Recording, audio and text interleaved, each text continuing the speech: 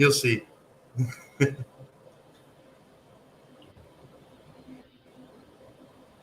Now we are live.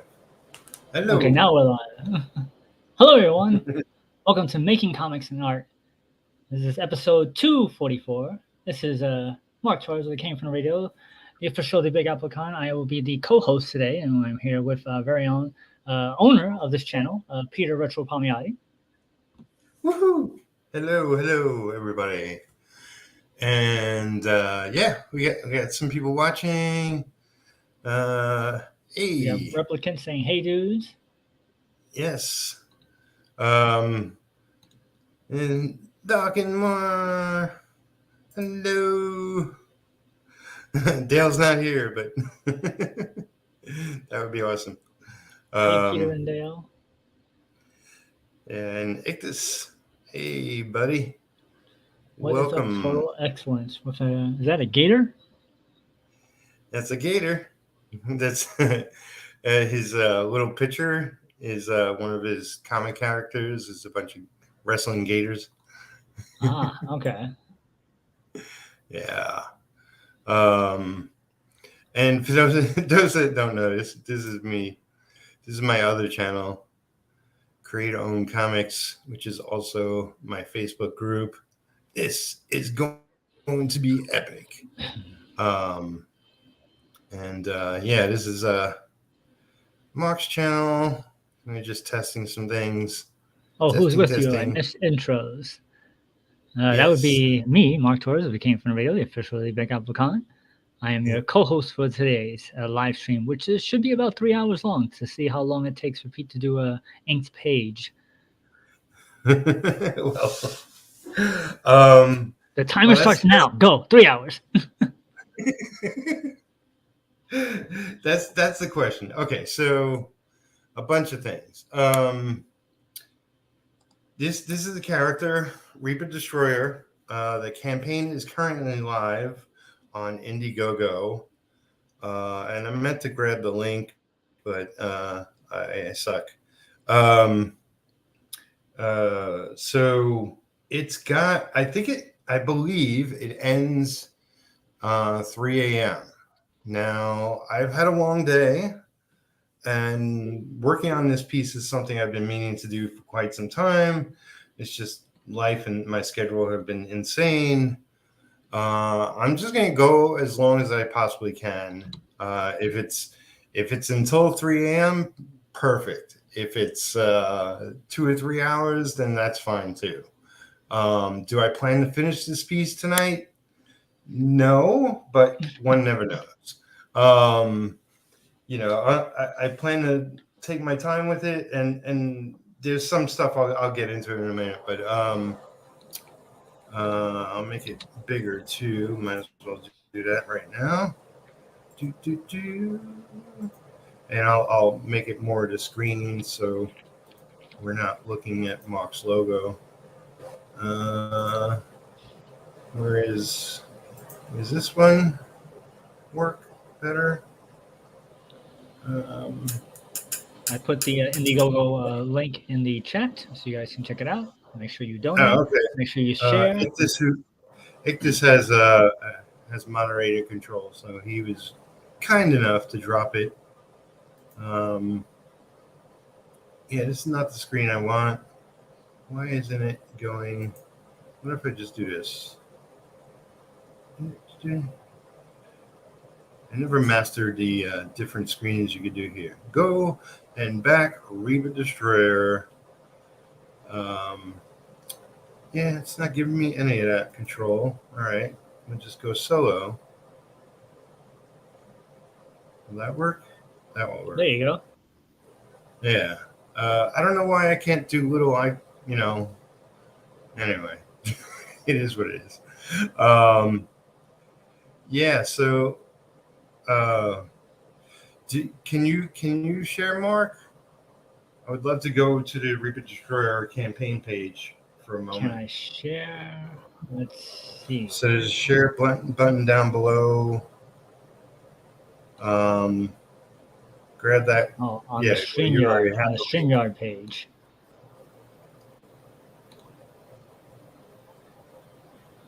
Let's see if this works.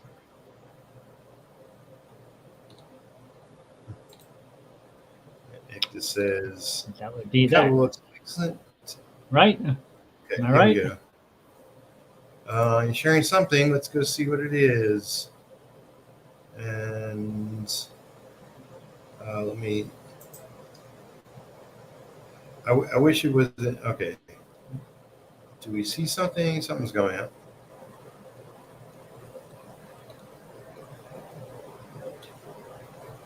You probably see it before me. My slow enter. What happened? Oh, here we go. No. Okay, I don't see it on the StreamYard. Oh wait, hold on. There you go. Hey, look, I'm down there. All right, Reaper Destroyer. Here we go. Yeah. All right. $47,000 from a $5,000 flexible goal. Well done, well done. So 6 hours. So that is 3 a.m. Right? My math. 1, 2, 3. Yes, 6 hours. I will only be here till 3 hours. Yeah. Mark will only be here 3 hours. Now I can make this bigger. But yeah, it looks like an amazing book. I pledged to it. I was one of the first 100, which we get a metal plate of the cover. It's pretty cool. This is the Dale Keown cover, which he's doing. Since Dale penciled it, he's going to do it up like the Pit issue #1 cover. It's going to have a logo, much like the original logo, Pit logo.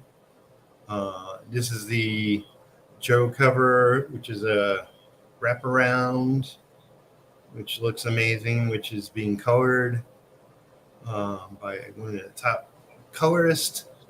And that's close-ups of it.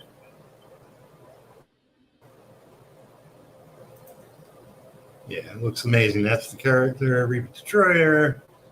A bunch of insane stuff. It's actually armor that he's wearing. And he's coexisting with a demon or something. That is the best explanation cool. I've ever heard. That's an alternate cover by Shelby Robinson, who's pretty amazing himself. Ictus asks, how will you be inking this piece? Brush, quill, ink, traditional. And it's interior pages.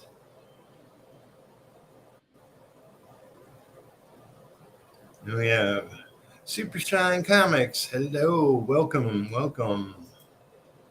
We're just showing off the campaign of the character I'll be inking.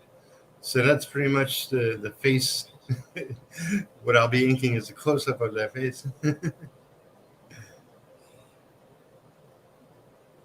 So that's some of the pages colored.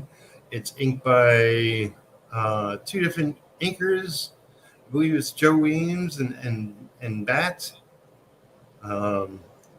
Tag teaming it. And yeah, it's just amazing colors, amazing art. And like Super Shine says, oh, that's nice. And that's I think it's a card. You could pretty much go to I have like the actual link down in my video description. You can go to the campaign and check out all the details. You know, Joe explains this best. You know, I'm just a fan. Dan Kemp colored probably that card. I forget. That's Dan Deal. Booty Juice, I think he goes by. Chauncey Blakely, another artist, did a piece for him. It's pretty nice. Hey, there's Apex. Backer 770 Dale Keown cover at Joe M. Sonntag. Awesome. Yeah, that Dale's cover, once it gets done, is going to look amazing. Me, what I'm doing here is I'm actually fan inking it. Yeah, some of the amazing pages. Joe's very influenced by 90s Image comics, obviously. If you couldn't already tell, and there's some amazing stickers and add-ons and all that jazz. So yeah, definitely, if you haven't backed it, go and back it. It's definitely worth it.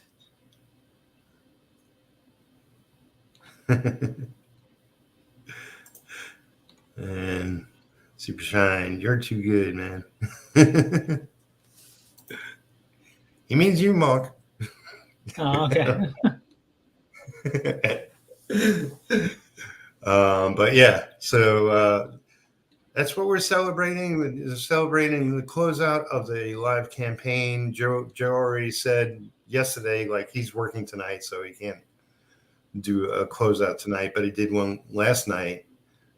He said it would be in demand after the fact. So if you miss it tonight, you can catch it tomorrow, whatever. Friday's your payday, this weekend, whatever. I'm sure I'll have it up for a while. And there's Dirk. Hey, Dirk, how's it going, man? Welcome, one and all. This is like the busiest my channel's been in quite some time. But let me close this out. But thanks for sharing, Mark. Totally appreciate it. All right. What I'm going to do is a close-up of this piece. Stop sharing. And there we go. I got it right. I'm going to tell you a little story first. Very early in my career, as I get ready here, I worked for a guy named Barry Blair. Probably a lot of you don't know Barry Blair, but he was sort of like ElfQuest had already come out, and Barry was doing a whole line of elf-related comics, but he did have one comic that was superheroes, and that was the first time me seeing Dale Keown's work, and I've been a fan of his ever since. And while I was doing some work for Barry, it's like, man, I would really love to ink this guy Dale. And he was like, oh, he already finished working for me. And I was like, oh, man. So I missed the chance really early in my career to work over him. But, it's like, I worked at Marvel, but, he was doing the Hulk probably at the time I was doing X-Men stuff and whatnot.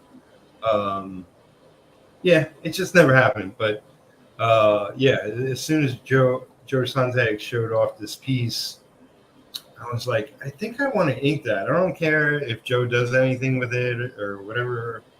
I don't care if, maybe I'll give it away for something. I don't know. But I was like, we'd love to just ink this. And I was going to originally ink it on my own time, not on camera. Cameras, it's like a little crazy to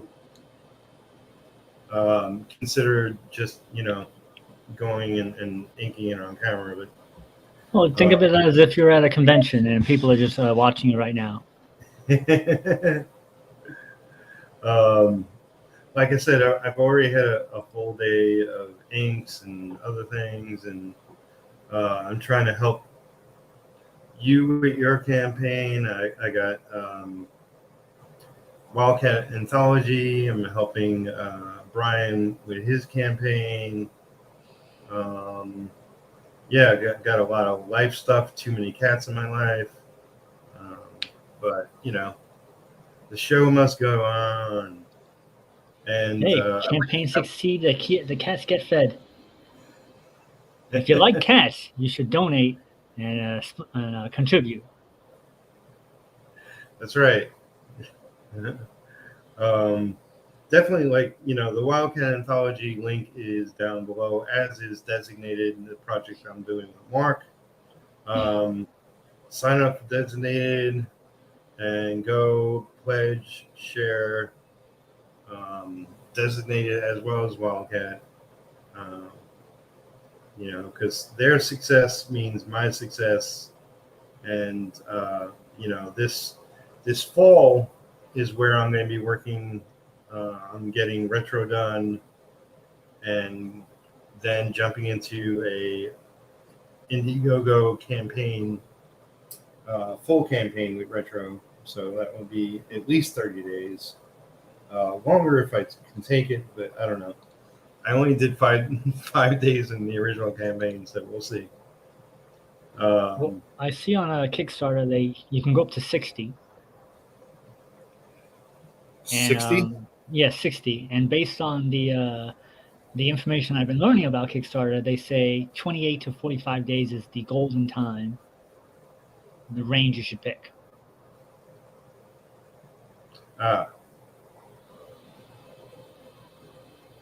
True.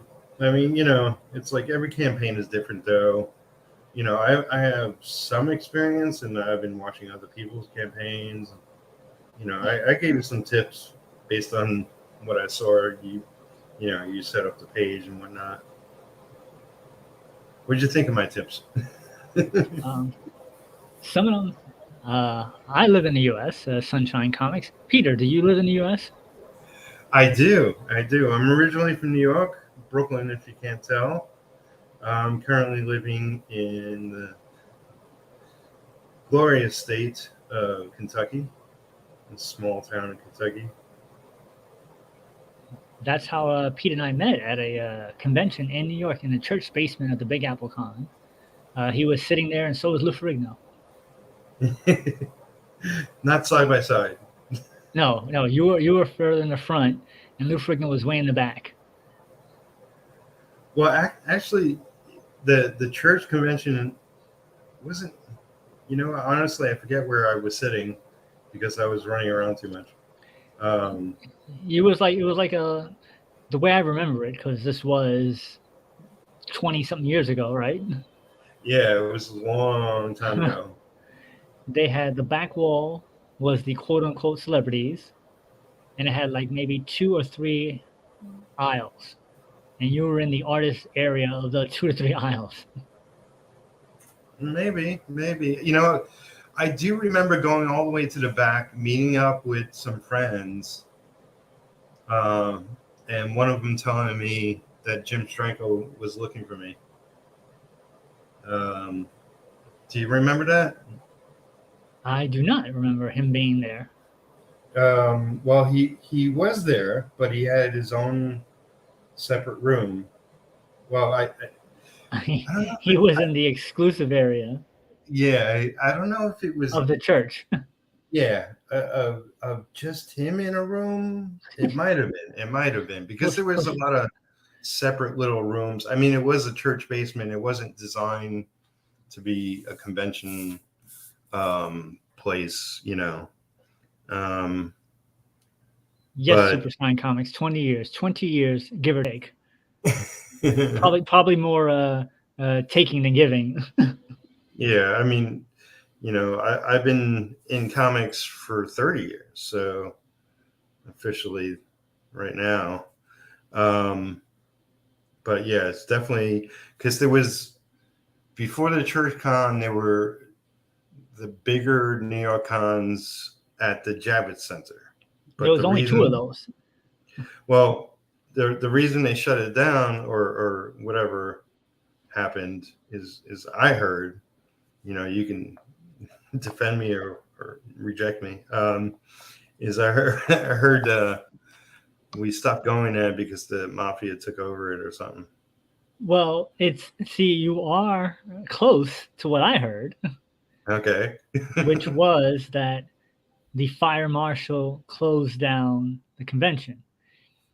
And the only reason I know that the fire marshal did close down the convention was because my former co-host, Hassan, you remember Hassan? Yeah. I was supposed to meet him there. and he got there earlier.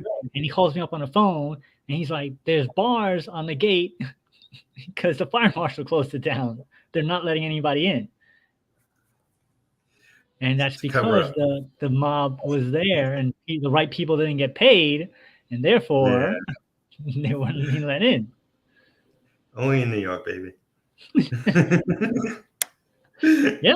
So that was the end of the Javis show, because it was the second year, because I went the first year, and Image had just came out, and they made an unannounced visit to the Javits Center, and it was a wall of fans. So if you want to get stuff signed, you had to hand it down like crowd surfing. You had to crowd surf your book to the front of the area. They signed it, and then it crowd surfed back to where you were at. Awesome. Apex Comics. Jim would have his own room in every convention. The Stranko room. Yeah, I mean, like, I've always seen him like taking over, I don't know, 4 or 6 tables and at conventions, and he would always be interacting with everyone. But, you know, at this small church basement convention, thanks to Bill Tucci and whoever else helped put it together. I went to, you know, what was the back of the convention, saw some friends. They told me Jim Stranko was looking for me. And I was like, what the hell? What do you mean? That can't be real. This is not real. And yeah, I eventually found him. He was in one of the side rooms all alone, had everything laid out, all his prints and books and whatnot. And I told him who I was. He's like, "Oh, hey, Peter Palmiotti. Hey, how's it going, man? I heard you're a fan and just want to say hello." And, you know, talk to him for a while. He's a really sweet guy. I mean, you know, I'm just a huge fan of his, and it's great to chat with him. And he's like, "Yeah, if you ever do your own book, let me know. I want to see it." So when I get retro published, I'll send him a copy. Can you imagine if he's gonna be like, "I've waited 20 years for you to send me this book"? Yes. Hi. Hello. How are you doing? Yeah, let me see if I can. I hear a voice. Yeah. There we go. I'm looking at the stream, not the stream yard. So that just kind of freaked me out there for a second. You probably want to put the picture large that you're inking. I know. I it doesn't work for me. I don't know why. I touch buttons, but let me see if I can do it. I'll try. That's better. I see Aaron in the chat. Oh, there you go. That's better. That is better, yeah, because the full focus should always be the art. So maybe it's because now there's 3 people. You're able to do that. Maybe you fixed it by coming here. That's what I think. Good job. Me? Yes, I doubt it. I doubt it was me. Well, I didn't do anything. So that leaves 2 other people. Yes. Hi, Replicant. I can see that he's in the chat. I'm going to tweet out that I'm visiting your show for the evening. Excellent. So are you going to stay for those full 6 hours as well? Oh no, I have a time limit. You know what? If I didn't have to wake up at 5 tomorrow, I would stay the whole night because I love watching just the artistic process, everything from inking and penciling, everything. I mean, inking always interests me because inking makes or breaks a piece, in my opinion. So yeah, inking is it is the foundation. Yeah, I think so. I appreciate you coming, and you know, so let's go back a bit. Kayla, introduce yourself. Yes. Well, so I'm Kayla. I'm from Death Curse Comics. I work with Spencer Desmond and Jeff Elkins, and I am the editor of City of Rot and Hellseekers, which is coming out. So I'm just a mini Jim Shooter, pretty much, in female form, as Spencer would call me. So, and I'm a huge lover of comics and comic art, and I'm just a big nerd. What can I say? That's it. So I love Jim So, Shooter, and as it's funny. I worked back in the day. I worked for not only Valiant but Defiant. Yeah. And mm, and for about a month, I worked for both at the same time. One in the day and the other in the evening. It's funny. how was that? Was it different between both places, or? I mean, you know, I back then I was strictly for both of them. I was like inking backgrounds and whatnot. And I was working for Defiant because I was working under a penciler there, a penciler called Gray. I think that was his full name. I'm not even sure. But I got to walk around, and that's probably the only time I actually met Jim Shooter. Or, you know, I say met. I was walking towards the elevator, and he was walking out of it, and I was like, "Who is that skyscraper?" I know he is a big man. Yes. I met him at a con last year, and when he shook Yeah. my hand, I mean, I have a pretty strong handshake. I'm a Massachusetts girl, so we're pretty tough. But Jim Shooter, I mean, I didn't know he was that tall. I was like, I looked at Yeah. him, and his wife is so tiny too, and he has this incredibly strong presence about him. I love him. I know there are people that may not like him, but I love him, and you can always tell his work editing on projects. Yeah. He's very blunt. I respect bluntness and honesty, and maybe that's not what everyone is into, but I'm totally into it. And you know, he produced some, you know, edited some great books. Yeah, most definitely. And he was a great writer too. You know, Yeah. read a lot of his books back in the day. He was young when he got But into yeah, comics as definitely. well. Yeah, he was super young. But I think, you know, it was a different era. Like, you know, it's like people started working earlier back when. Like, I know my dad worked most of his life, and, you know, he started working when he was really young. You know, my generation wasn't necessarily slackers, but, you know, I started working technically when I was in college. You know, it's like I worked a couple of jobs before then, but full time I started working when I was in college, and uh, I think I had it easy. I don't think it's easy to work full time and go to college. Not at all. Not at all. Well, I mean, I was working, but it wasn't full time because that would have interrupted my whole schedule. But I worked, you know, around my schedule. You know, I was just a messenger when I was doing, you know, classes at college, and plus I only did 2 years of college. I really didn't continue with it. What did you go for? Well, so I considered myself, you know, a self-taught artist, but I did go to art school, like high school. I went to art and design in Manhattan, in New York. Okay. And I did 4 years of that, and that was cartooning and animation. And then college was advertising art.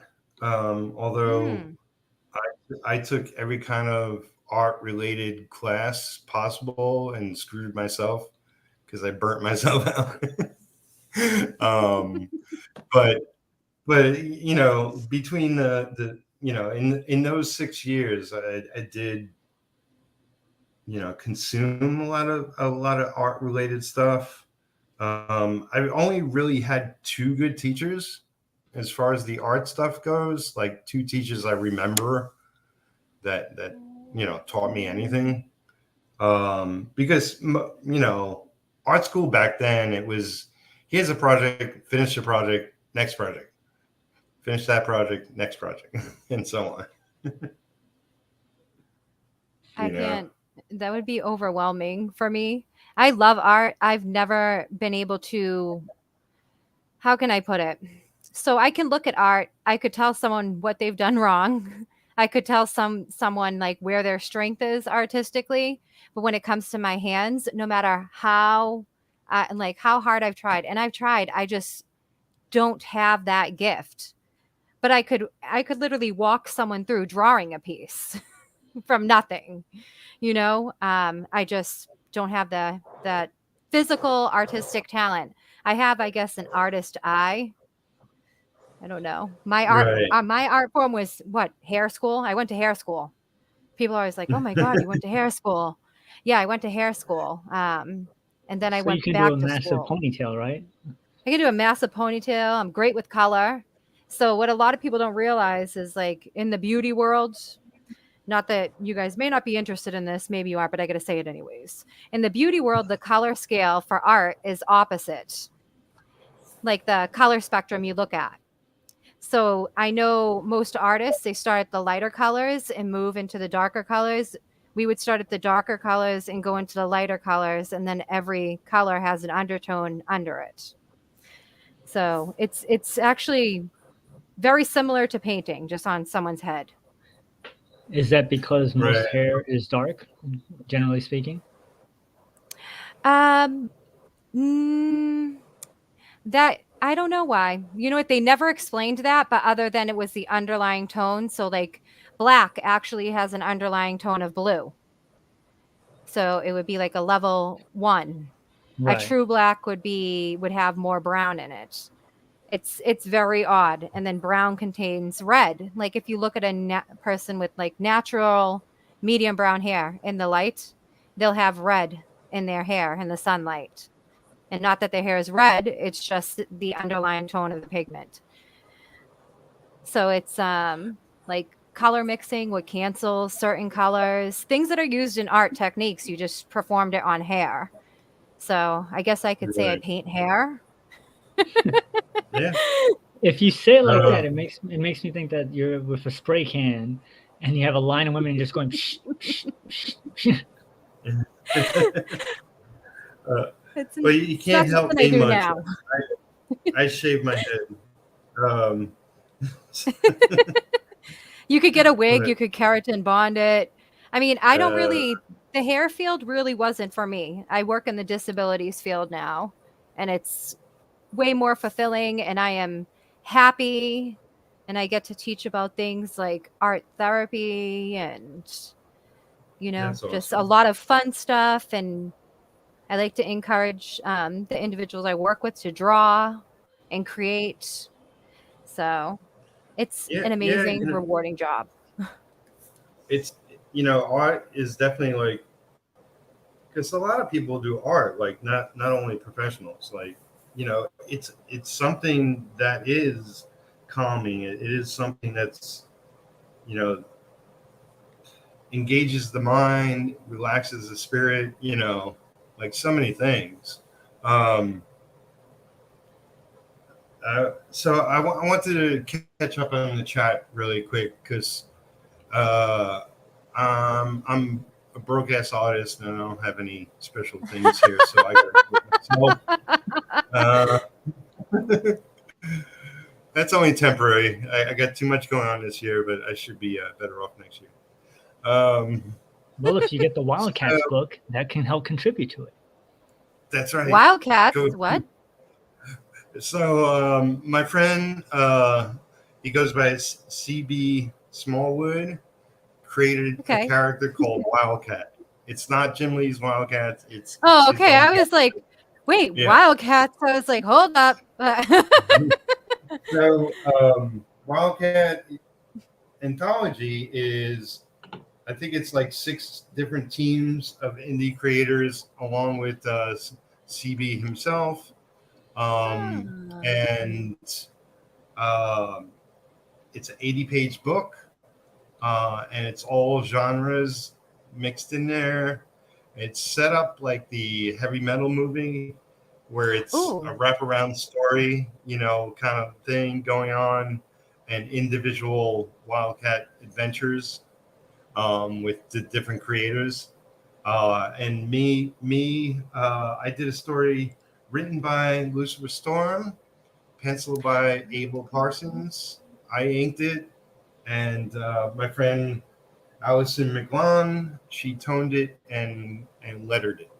So there's a bunch of really cool creators. All my links are down below. I got a whole bunch of links to campaigns and whatnot.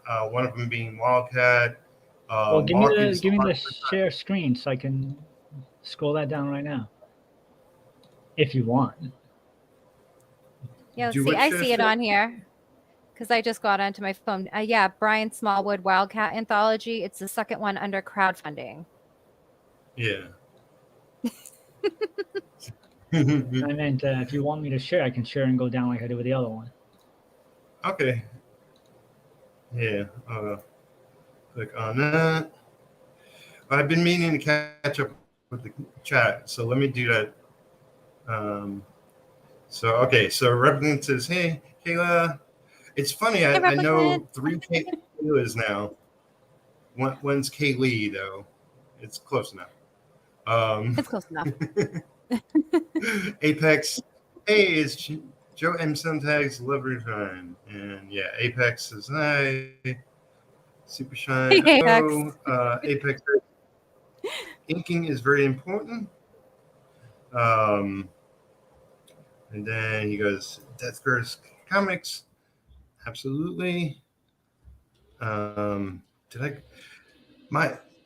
end on my side, my computer is so slow with streaming and all that, but just bear with me. So we needed thousands of lovely women like Kayla, comic nerds 30 years ago. Yes. I mean, 30 years ago I existed. I just was very, very young. Actually, that's probably when I bought my first book. Probably. I'm going to say it's probably when I bought my first book. Yes, for sure. Shadowhawk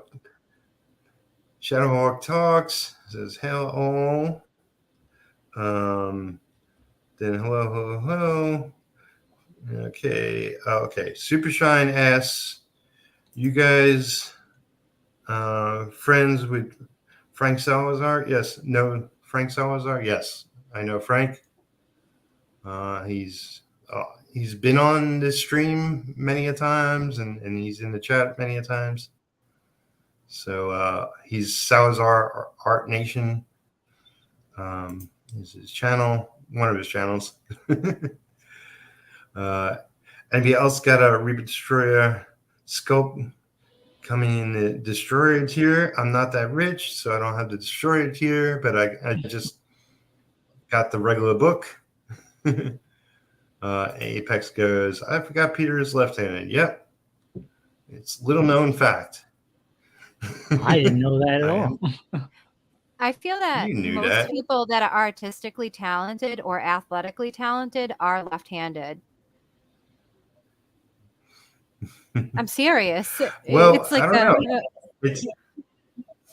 I notice a lot more right-handed people. So maybe that's because I'm left-handed. I don't know.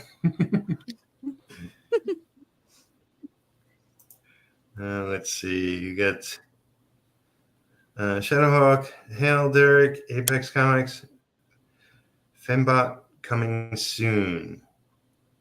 So I guess that's a new book he's working on. It sounds familiar, but maybe because it's just a popular word. I don't know. And Apex says, no, I backed the Dale Keown Reaper Destroyer cover. Okay. Yeah, I thought that's what you meant. If I misinterpreted it. Let's see. Oh, wait. It's jumped around. Okay. So, Dark and More. My friend Sandy. She's extremely talented. She goes, I worked 2 jobs, full-time and part-time, and went to college full-time. It was a struggle. That's insane. I was lazy. So that's my work right there. Those 2 pages that you're scrolling past. These two? That one Yeah. there. That one there. And the one below it. Did you pencil and ink? What did you do? No, with it's this one? I was just the inker. That's Abel Parsons penciled it.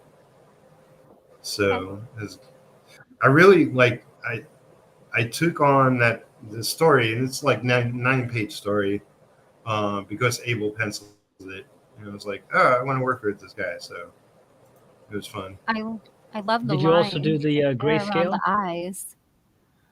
That's Allison did the grayscale and letters. Yeah, it was fun to work on. I squeezed it in somehow. This looks like a pretty cool project. Yeah, it's different art styles, different approaches, different realities in a sense, like genres. It's just like any anthology, except in our case, I believe it's 30 pages were like the 6 teams of creators, and 50 pages is by the main honcho himself. That's what you're looking at is Jan. I love Jan's work. He's really good. And Dirk in the catch in the chat says, I went to CCAD in Columbus, but realized I had enough skill. Well, especially back then, art school wasn't what it is or, can be today. It says, art college taught me that they only want you to paint or draw like other classical artists. I didn't do any classical work in my schooling, but I think we talked about them like in art history kind of classes. But yeah, what is it? Wildcat Anthology is, I think it's 46% funded, and we got probably 10 days at this point. You could see 45% right there. 10 days left. You guys gotta get on some streams. Yeah, well, he's coming on my channel tomorrow night. He's been on some streams. I've been sharing it. He's been sharing it. Yeah, I'll share this right now. Yeah. Let me share this out. So Dr. Margaret says, my college actually didn't teach me much in the way of anything, to be honest. It was completely wasted. I went to Art Institute of Colorado. They're now shut down. Wow. Well, if they suck, then they should be shut down. I went to the New York Academy of Comic Book Arts and Fantasy Illustration, and the one thing I learned there is that I draw like an inker, and I'm a better writer than I am an artist. There you go. Nothing wrong with drawing like an inker. So, Replicant just pointed out something very interesting. I'll be getting to it. That's kind of what I was. So Dirk says We'll there see. is so much out there. Online art school is defunct. Yeah. And Dr. Moore, I'm not talented. You're talented.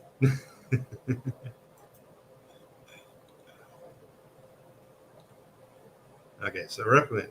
Here's something interesting. The right hemisphere of the brain controls the left hand and is also most associated with autistic inclinations. Right hemisphere of the brain controls the left hand. That I am balanced in a weird way, because like I don't have perfect eyesight, and really most of my vision is through my right eye, so it's like Maybe that helps. Maybe that's helping. I don't know. I'm no scientist. You're an artist, not a scientist. I'm not. I'm an artist, not a scientist. But I put on TV. So I wanted to say, like, yeah, my original intention was to do this much earlier and have it done already, and then just send it to Joe. But here we are. I'm doing this now. But there was somebody who already inked this in their style, and that was Jimmy Reyes. I'm not sure if both of you know Jimmy Reyes. I know Jimmy Reyes is. Yeah, he's super talented inker. I liked some of what he did, but I definitely I looked at this piece. It's like what I usually do, like when somebody asks me to do something, I stare at it for a long time, then put it aside, then go back to it later. So I've stared at this piece quite a bit, and now I'm just sort of going through motions before I'm sort of bordering it. So you basically inked it in your mind before you actually ink it. I might come up with some ideas when I'm looking at it, yes. But mostly I'm seeing the possibilities of it.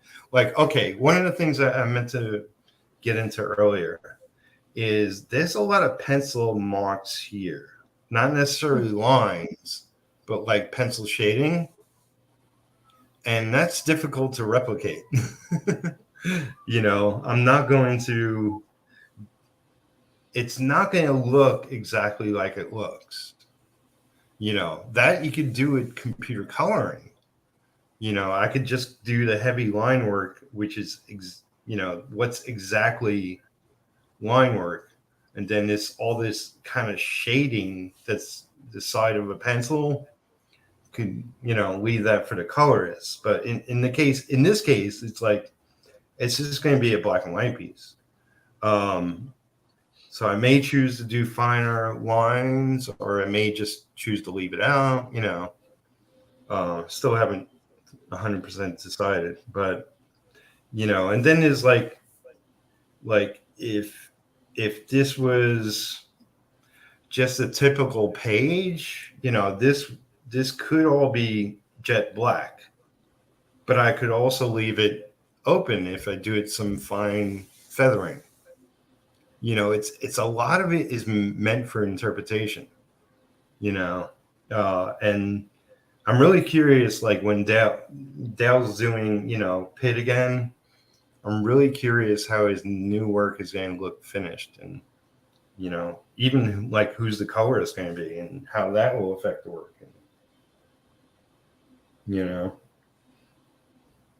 Well, I remember when I was reading the Hulk and Dale was on it, how different his stuff did on the covers than the interiors because of the coloring process.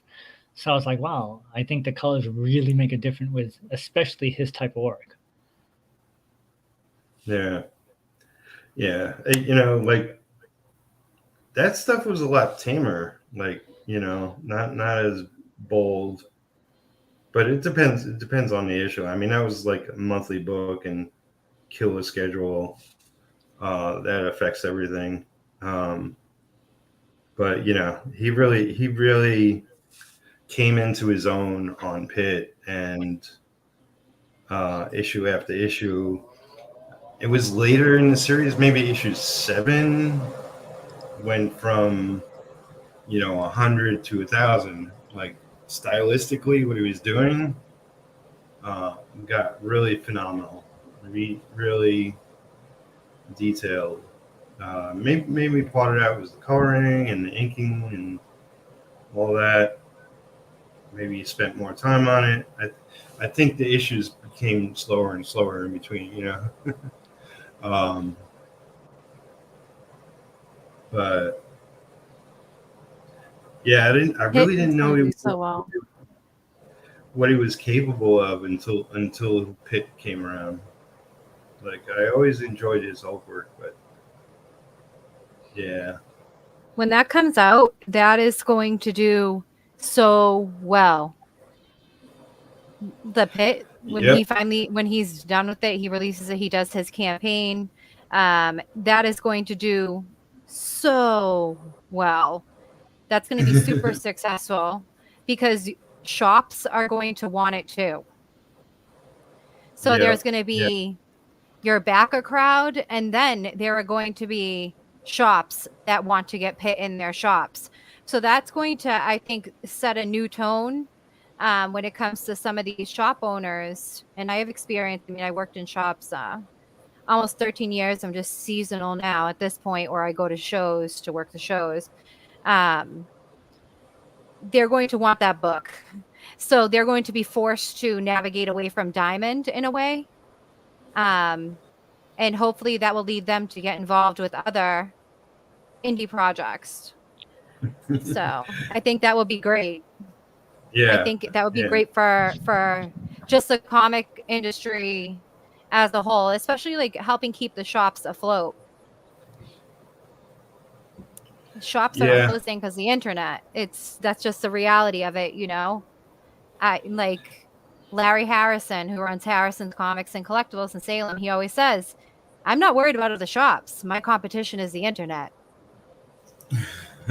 So Pit will be a book like shop owners want to have in their store. Even if it's out like in a campaign, they're going to want it in their store because someone's going to walk in. They may not be aware of like the campaign on the internet. They might hear about it. They might not understand the ordering process or whatever the case. They might just want to go in and hand pick out their book. There are comic collectors that do that. They search through the bindings. I've seen it all. Hell, I've seen people smell the inside of books and pick a book. There's a lot of odd stuff that happens at shops. That's not odd. That's common. They just smell a bunch of them and then take one, look at the binding, smell it. Hey, it's Shelby, otherwise known as American Discord. Inking over red lines, you rebel. Hell chat. I actually started printing my pages out red because my printer doesn't print blue. But I like it better actually. Red, printed in red. The final image looks better, yeah,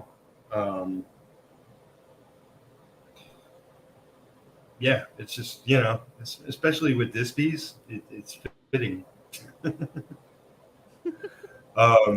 I would say Shelby, if you want to come and hang, if you're not busy, I don't have capability to drop you the link, but maybe one of the other people here can hit you up on Twitter with the link if you want to. I could, if Shelby wanted to, I could send it to him.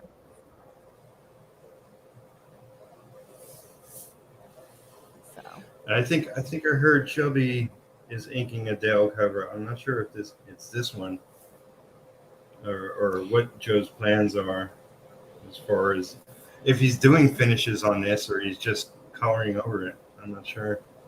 Yeah. Shelby did a great cover for this campaign. Yeah. I was saying Phenomenal. earlier. Yep. Shelby said, "Sure, I'll shoot you the link right now. Give me 1 second." Cool. Yeah, I think he did a gorgeous cover.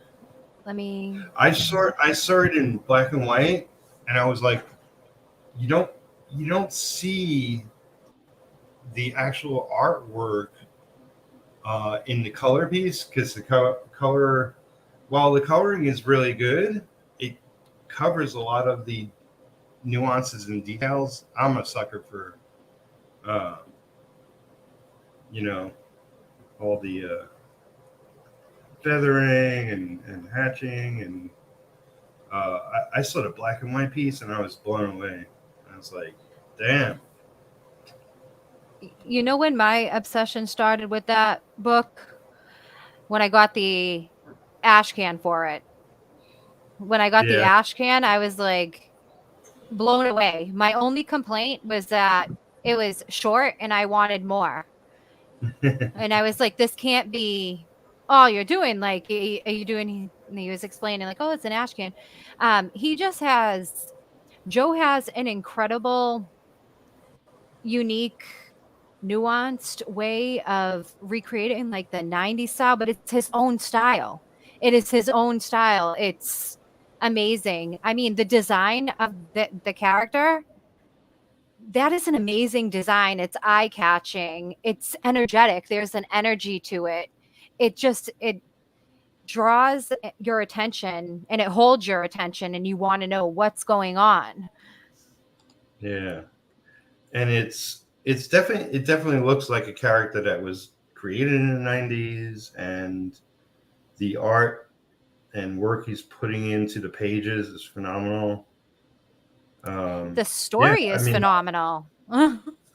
Yeah, like of what I've heard of it, I haven't read it yet, but how he described it and what's involved, and it's right up there with Witchblade or Darkness or many other properties. It's definitely intrigued. The thing too is that he's so passionate about the project, and it shows. Like he definitely has put his heart and soul into the project, and it shows in his work and when he talks about it, and that makes like someone like me more excited and more apt to back your project. Yeah. It's just me personally. You want to see that passion coming from the creator. It's like when I do an interview, when I do my Kayla Cuts Deep segments on Death Curse, I want to have the creators on that are passionate about what they're doing. I don't want someone that's like, yeah, so I'm doing this book and I want to know everything. I want to know the detail. I want to know the processes. I've had, it's like I've talked, me and Mark used to do a radio show years and years back. I did a podcast for 4 years. Now I have, my YouTube. I've been going since 2012-ish. I've talked to hundreds and hundreds of creators, and I have had some horrible conversations with people. And mostly it's like, well, mostly the worst ones are when they have nothing to say. That's out and out worst. I gotta know, who's your favorite? Who's your favorite you ever interviewed or talked to? Are we talking favorite worst person? No. Like his favorite, the best. Like, what was the best experience you had? I mean, I had a lot of really good ones. Dean, what's his name? Blanking on his last name now. Dean. I know too many Deans. That's probably it. It's the Dean that worked. There was a HBO show. Not Dean Cain, is it? Jason Schwartzman. No, not Dean Cain. No, it's artist Dean. Is Shelby. Dean was really cool. He's a very New York guy, but also like laid back and really like, so what are you doing? Wanted to know what I was up to. I mean, he's really sweet, super talented. He has a sort of old school 60s look to his work. It's on my channel. It's under Independent Crossroad. I did maybe 13 episodes, something like that. There's a playlist for it. What did he create? What did he do? You know any of the books he created or anything? Recently, there was a web comic called I've been very busy this year. and most of my information is being Oh, spilled the out of my red. brain. You're talking. Actually, someone just actually said the last name. It's Haspiel. He did the Red Hook. Yes, It's Dean yes, Haspiel. Yeah, he's a yes. New Yorker, and he did Yeah. what was it? The Fox. He did New Brooklyn, I Yep. believe. Yeah. He also did like a Garbage Pail Kids And book that I want to say. I'm trying to think of Probably. anything else that he might have. I He's think been didn't around. he do He's a done Batman comics. 66 book too? He's done a Justice League, I think. Justice League. I think he definitely did a Batman Maybe. 66. I mean,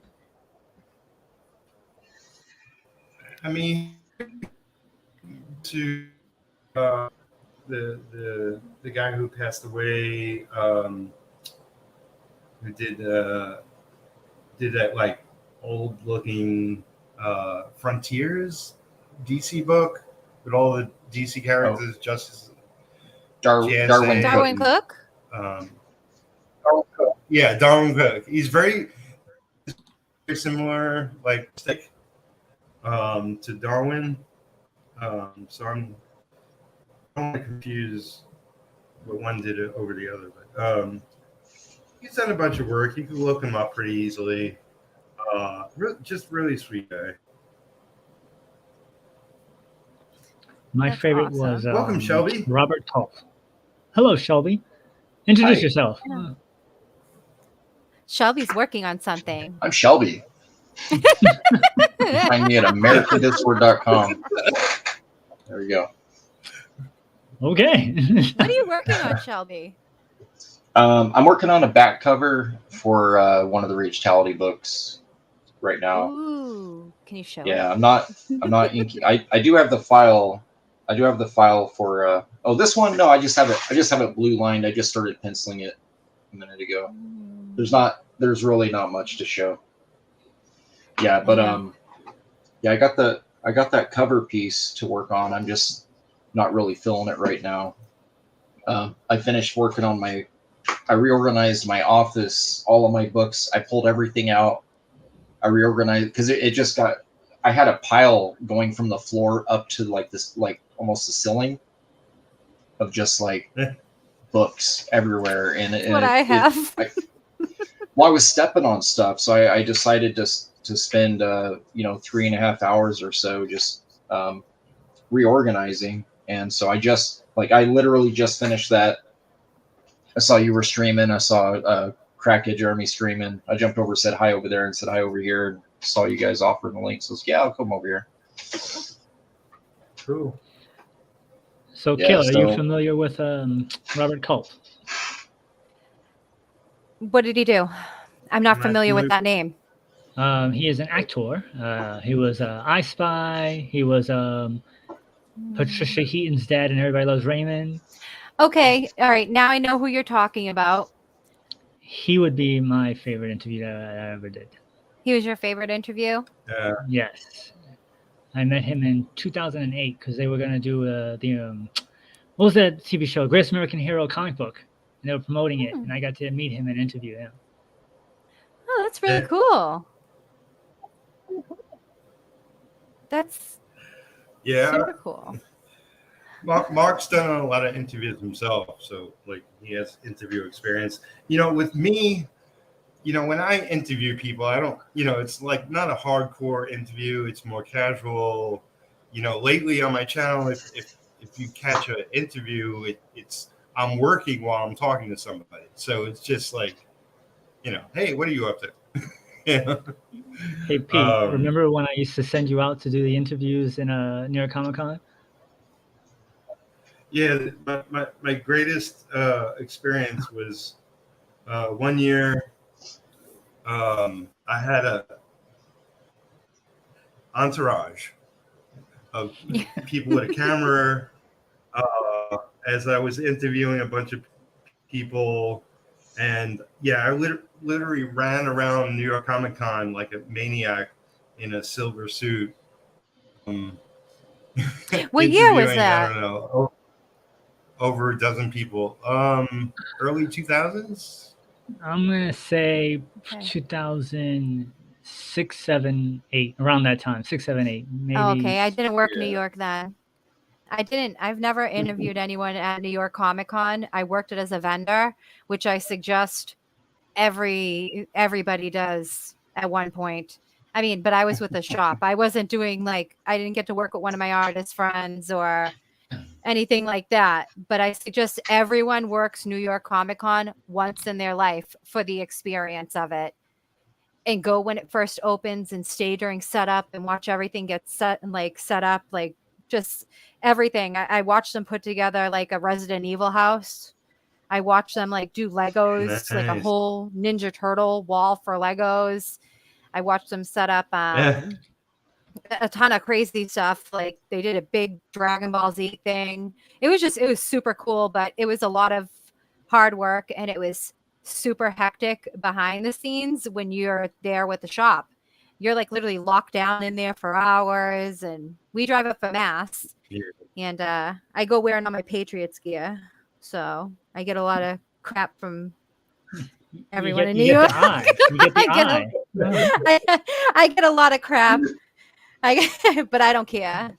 I'm a Patriots fan to the day I die. Yeah. Even if Tom Brady isn't even with us, I'm still a Patriots fan. I was born that way. I can't help it. But New York, everyone should work. And I feel like that is the one show that is, it is comic focused, but you also have the emphasis on the celebrities and the cosplay. It's the one show that has all of that where everybody makes sales. So everybody does get to make sales. It's worth every penny because the booths are expensive. I'm not going to lie. I think it's Booths are because of the expensive. volume. Is that Yeah. why the sales happen? Because everybody just shows up and you just bound to make some type of profit. Yep. And then Sunday, everything's marked down.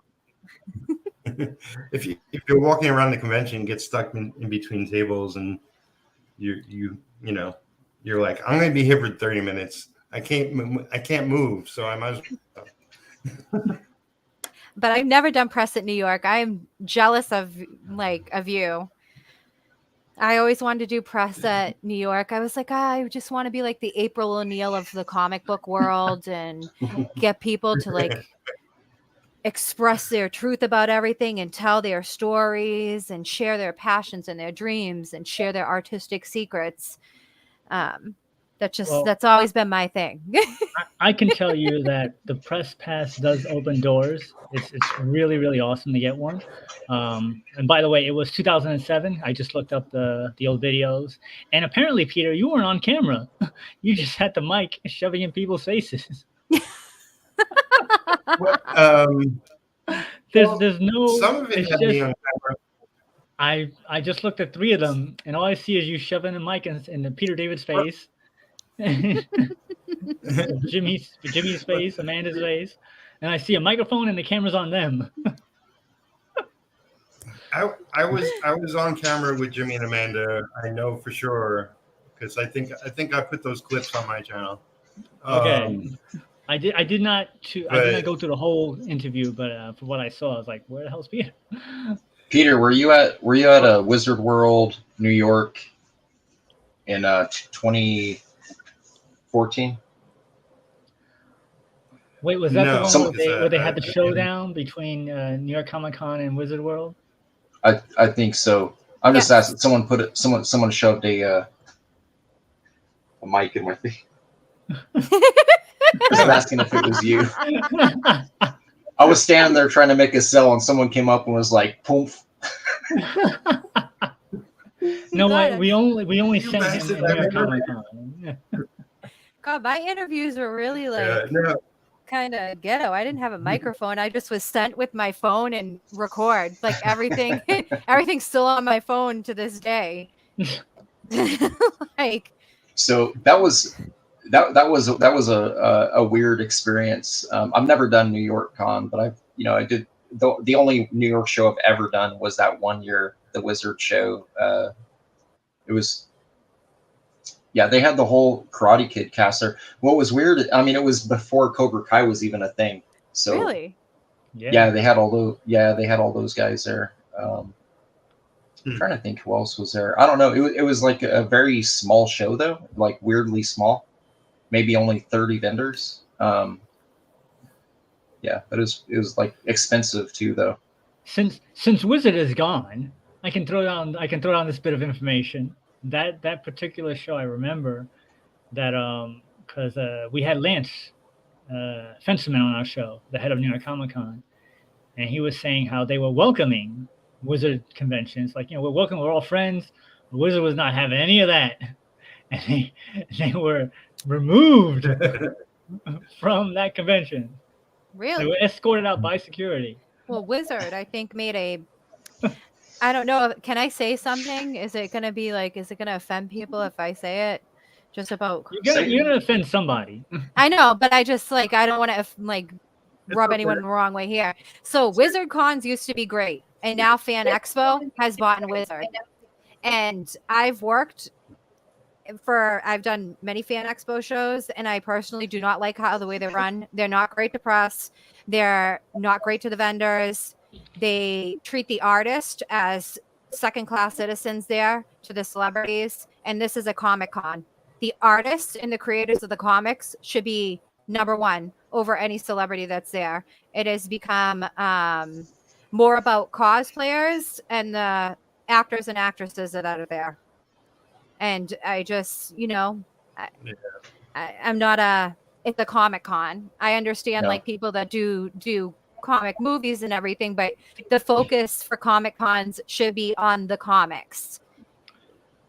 That's just my personal opinion. It's a valid argument, but the problem and the counter argument is that what sells tickets? How do you get more people in there? What media coverage do they get?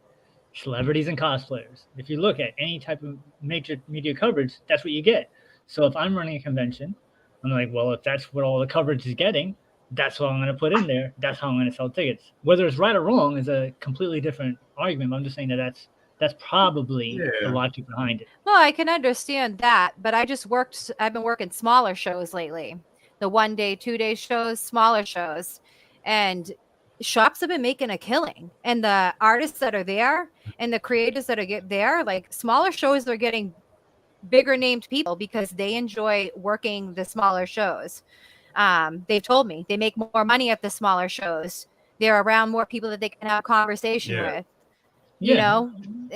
People want to talk to their fans and they want to be able to explain things, and they want to get their commissions and everything.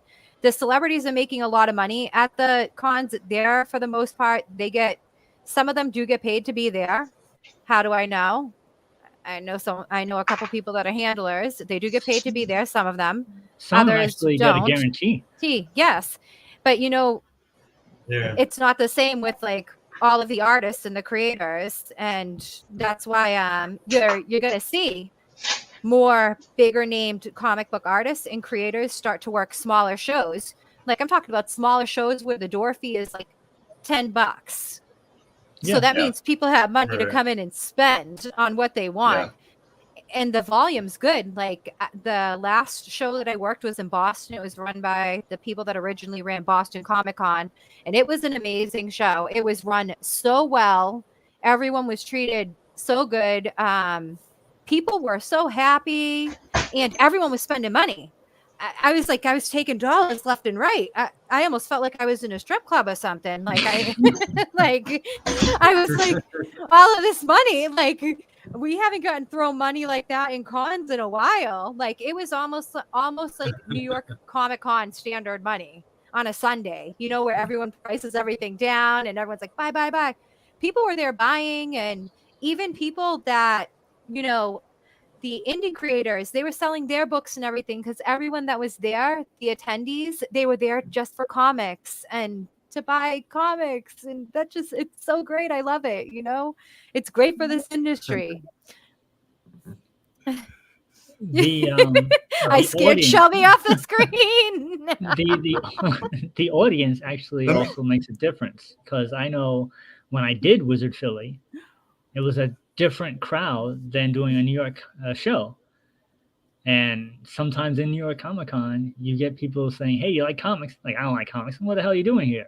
But in Philly, they were coming up to me like, "Well, what do you have over here?" Like from far away. If you just made eye contact, they felt they'll come over and say hi.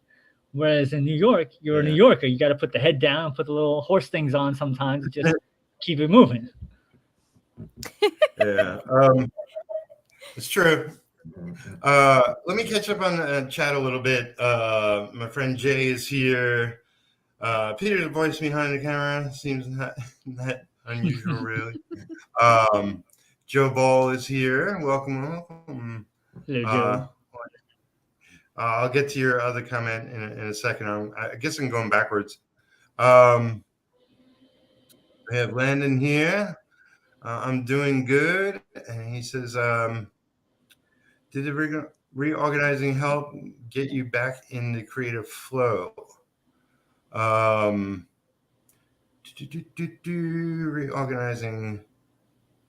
I'm not sure. Reorganizing what? I'm sorry. I don't understand. I must have missed something. Oh, reorganizing. Somewhere. He was talking about Shelby. Shelby said that he reorganized his. Right. Yeah, I can't work. I can't work in a mess. I get stressed out really bad. Like I have just like every other artist, we're all weirdos. We're like mechanics with art supplies. Who touched my wrench? It was underneath those 3 phone books. You know what I'm saying? Like we know where that one wrench is. We're the same way with our pencils and our inks and everything else. So it might look like chaos, but it's our controlled chaos, and I felt like it was getting out of control. So yeah, it totally. I just sometimes you just need that fresh, You it's like an exorcism. You get rid of all you get rid of all the bad, and then by getting rid, it goes in a box. That's what it does. Yeah. I definitely do a super clean at least every 3 months. Try to keep it as organized as possible. Better than me. I go 3 years. It just becomes piles. Yeah. I can't stand clutter. My ex always reminds me I'll make somebody a very good wife. EJB is here. Abe Sapien, otherwise known as Abel Parsons, was in the chat earlier. If I'm getting to these late, I'm sorry. I'm trying to mostly focus, and I'm the only one can control comments, unfortunately, at the moment. But okay, so Joe Ball said, "Oh no, we got so much more." Okay, he said there was a time because it was mostly just fat dudes dressed as the Ghostbusters, but in the modern age of big booty e-girl cosplayers, I found it. Look, back in the day, there was not a convention until you saw at least one overweight Spider-Man. That's just the rule. Now it's Deadpool and Harley Quinn you see everywhere. Spencer's here. Yeah. What's up, Spencer? So is this Spencer guy? This is Joe Ball, Spencer, Dirk. If you guys want in, somebody else can hook it up, make it happen. I think Spencer right now is working on fulfillment for City of Rot. I mean, the apartment over there, and I got to go back down there. It is insanity, and we have a show this weekend. Yeah. What show do you got? Filming. We're doing Plastic City, Keith Gleason's show. So it's gonna be a good show. It's a good crowd there. I'm nodding like I know what I'm talking. I've never heard of that show. It's pretty good? Yeah, it's a smaller show. Keith Gleason that does Mighty Mascots runs it, him and his wife. Oh, okay. Yeah, so it's and so like the whole Alterna gang will be down there. It'll be a fun show. It's in why do I want to say Framingham, Mass? It's definitely not Framingham. It's Fitchburg, Mass. And it's like a $10 door fee. And it's gonna be fun. It's like it's an indie grassroots Those are show. the best. Yeah.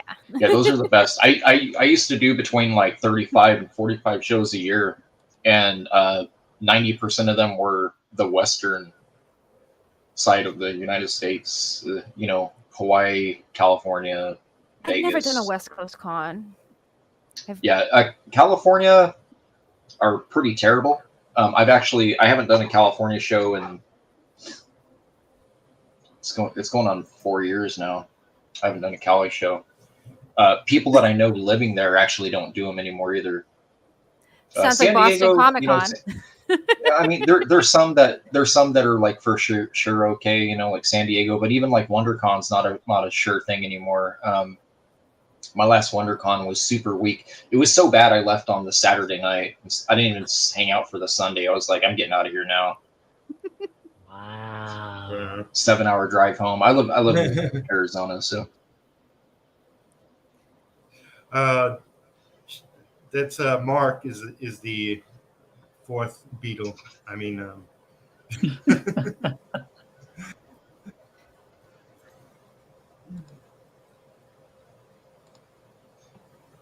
Yeah. So, is the apartment full of just Geminis and shipping supplies and stuff? That's my entire closet is not accessible. It's boxes to the ceiling. It's there. Everything is over there, and then on top of it all, like, you know, thank God the print issues that occurred with this book, we can't even like get into. But what was it, Spencer? It was 20 out of 25 boxes.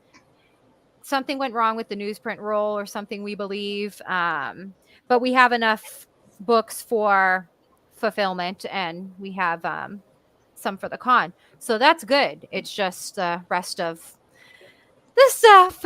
So we've been trying to deal with that. Spencer is a very patient human being. So, but yeah, I mean, he's Really? getting things done. Like he said, Spencer is actually very patient. He's just loud. Both of us are loud. I mean, it's just who we are, you know. But yeah, he has 20% locked and ready to ship after tonight, and then he's going to be continually working on it. He'll take a break this weekend, and then next weekend I'll be down there, and we'll be doing the rest of it. So yeah, 75% of our printer order was damaged from a paper defect on the roll. Yeah, see, I was pretty close, Spencer. I think I said it in layman's terms. Yeah, no, it made sense. It made sense. I mean, yeah, 20 out of 20. I mean, that's 20 out of 25. 20% of damaged product is a huge issue. 75% is unacceptable. But like I said, the backers are going to be taken care of. That's the most important thing. We have everything for the backers. Yeah. And we are so thankful for all of our backers and just how supportive they've been with everything throughout this process.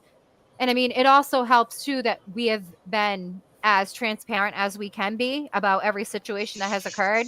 And we definitely, we added in some surprisers for it. And the printer also did, as Spencer's saying down at the bottom, I'm going to read it. So that way you don't have to pull it up. The printer is fixing it through and gave us no issues, picked up the damages to inspect and pulp on Monday. So it's... you guys using an East Coast printer, or are you using someone? They're local, I believe, to Spencer. So they're on the East Coast and they're local.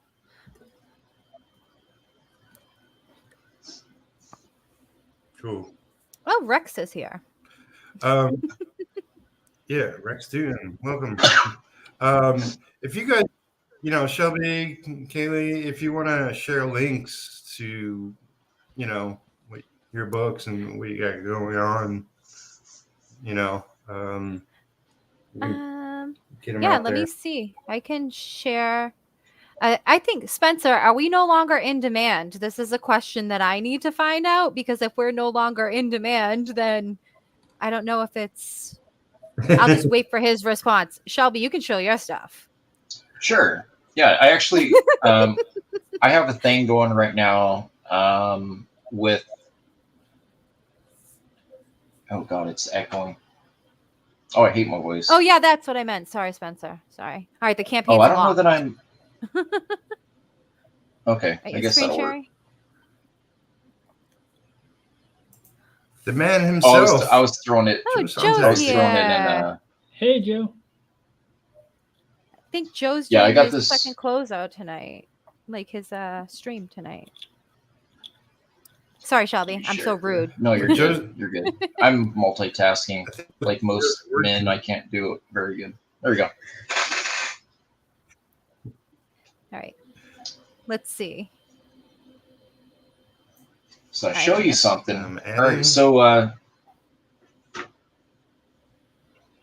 so I had found a case from a book that I did back in 2008. It's a series I was working on from around 2002 up until around 08, 09 when I moved to Arizona.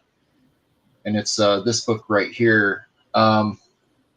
Essentially, I had a handful of people in my chat asking me for copies, and I was like, I'm going to throw it in my shop. I got a ton of extra content too, so I did this sketch. I did the sketchbook too. It's just a bundle. And these books come in next week. So That's the awesome. sketchbook, yeah. The regular book, I've already got. Obviously, I already got. I put 25 up. This is a beater copy. It's got a damaged corner, so books that aren't like 9.8 candidates, I destroy, or they become readers, or I send them off for review or whatever. But yeah, it's this book. When I was working at the pharmacy and I didn't have a lot of regular comic book work coming in, this is old school. This is me coloring with a mouse, like in I would say 2003. With a mouse. Yeah. This is literally colored with a mouse, and the lettering and everything else. So that this entire book here is just it's my own take of if I had my own. Yeah, it's kind of different. Like I had a little bit too much fun with that airbrush. You know what I'm saying? So I like it. It looks everything- cool. yeah, everything shines. But anyways, this book, it's called a Superior's S Unit. And funny enough, I got like a gallery section in the back and stuff too, pin-ups and shit. A copy had landed at a show.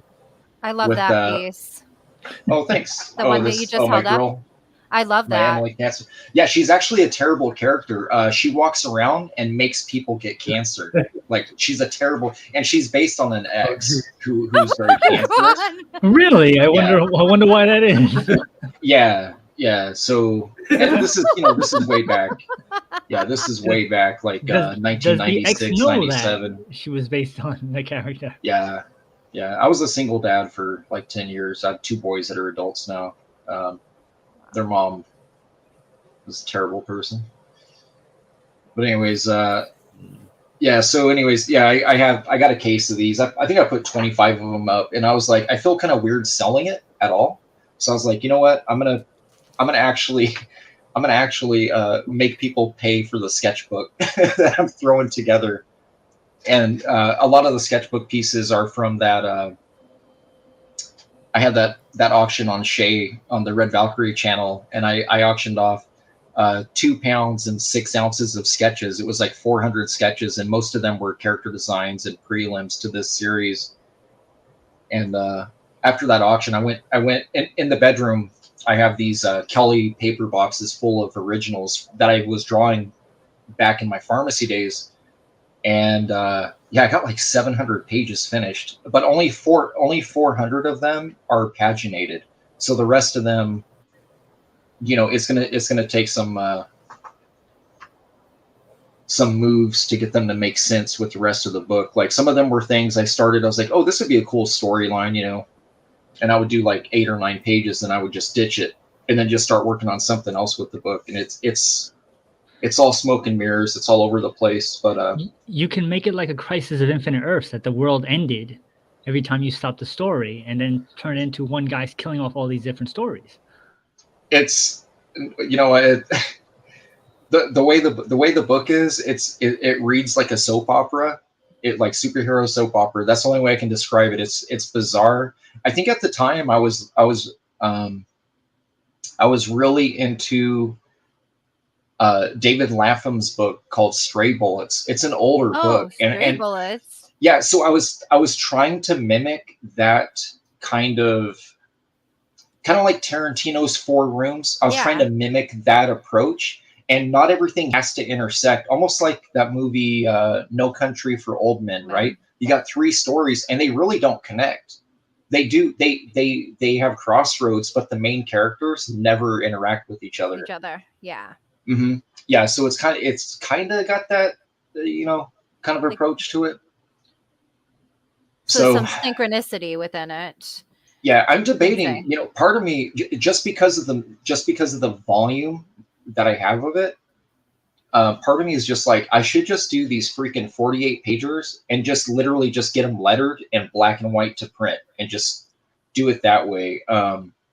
It's too much lifting. You know, it's older work. It would take too much TLC on my end with coloring to like really get it, you know, to reachability levels. You know what I mean? So yeah, I mean, but it's cool because it was busy work. I kept myself busy instead of just being mopey that, you know, Marvel wasn't hiring or giving me steady work. In Malibu, I think at the time when I started it, Malibu had just laid all of us off because I was Brayfogel's replacement on Prime, and I had a 9-month contract. And it was when Malibu was integrating Marvel characters into their books. So mine was Spider-Man Prime. So I got to draw Spider-Man for the first time. And there was a spider. It was a character from the Prime universe, but she assumed the Spider-Man costume, but it had an open mouth. It was like you know how like with Daredevil and Captain America, they always do that open mouth where it kind of goes off the bridge of the nose and down. She had that sort of look to her. But yeah, 3 months into that, they laid everybody off. And that's when I decided, I was like, man, F comics, dude, I got to get something, you know, especially as a single dad. That was really it. I needed, you know, insurance and stuff for the boys. So I think you should do it in black and white. I'm kind of thinking that. I mean, your artwork is so good. I love looking at black and white artwork. That's well done. Yeah, I love that. it's different because I did a lot of post edit stuff with, like, I did a lot of like toning, like a lot of zipatone, not grayscale, but I was doing a lot of zipatone work in it to create depth with the background and the foreground characters and all that. So yeah, that would create that. Anyway, sorry guys, not trying to. I am a hijacker of shows. Just, you guys already know this. Yeah. So that's kind of where it's at, and it's. But yeah, the book. I think it's 24 pages. It's got my little zombie characters in the back for the next issue that never came out because it's a 0 issue. Yeah, it's wild. It's wild. It's coming soon. Yeah, right. Yeah, coming soon. Here we go. Got the book that Pete and I are doing is the 30 years in the making. So yeah, coming soon is fine. Yeah. No, 30 years in the making? Yes. The book that we're doing that we're going to launch at the end of this month has been 30 years in the making. Yes. What's the book? It's called Designated. Way back when I went to that aforementioned comic book school and I learned I was a better writer. At the time, everybody was worried about people stealing other people's ideas. You know, like, oh, you know, I can't make a new comic book character because I can't show it to creators because people are going to steal my ideas. Do you mind real quick? So, yeah, go. I forgot because I go on tangents. Okay, I'm an idiot. A copy of this at WonderCon ended up in the hands of a writer named Mark Millar. Okay. Now my book is called Superior's S Unit. Very shortly after he got this book, he came out with a book called Superior with Linnell Yu. Familiar. And excuse my French. I'm not even going to say it, dude. Yeah. So a buddy of mine, a buddy of mine, he's an attorney. He actually wanted to sue. He's like, dude, I'll work pro bono. And I was like, I don't want to get blacklisted, dude. Like from professional work. And I was like, you sometimes you have to pick your battles. Mm-hmm. So now if it ever becomes a movie or something, you'll hear Now about it. then it's a time. Then it's a time. You'll hear about it, because I'm like, no, I literally was like, I did a lot of research and everything else, and I'm like, I am literally the only person out here with a book. I'm sure everything's dated 2000, and everything. 2002 to 5. Yeah, everything is documented. So, and I have my Superiors book. I had a black and white ash can out before that too, but yeah, there are a few elements of it. And I used to be one of those guys that I would spill the beans too much about what I want the book to be. Right. I was trying to pitch it to people who had power or who I saw had power, and then like they would, weirdly come up with these characters and things that were like very similar to what I was trying to pitch them for my own thing that I wanted to bring to their table. And you guys got to be careful with that. That's why indie is great. That's why I love indie. You go to print, it's off to the races, right? Go to print, and then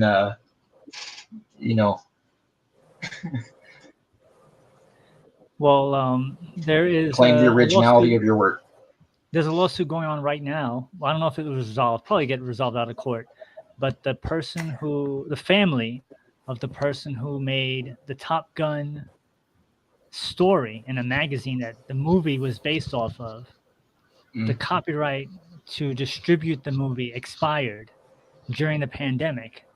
So they're suing for the distribution rights of the new movie that came out. So I have a weird question, and maybe one of you here will know this. And this is I'm going to shift gears here. Mickey Mouse. Yes.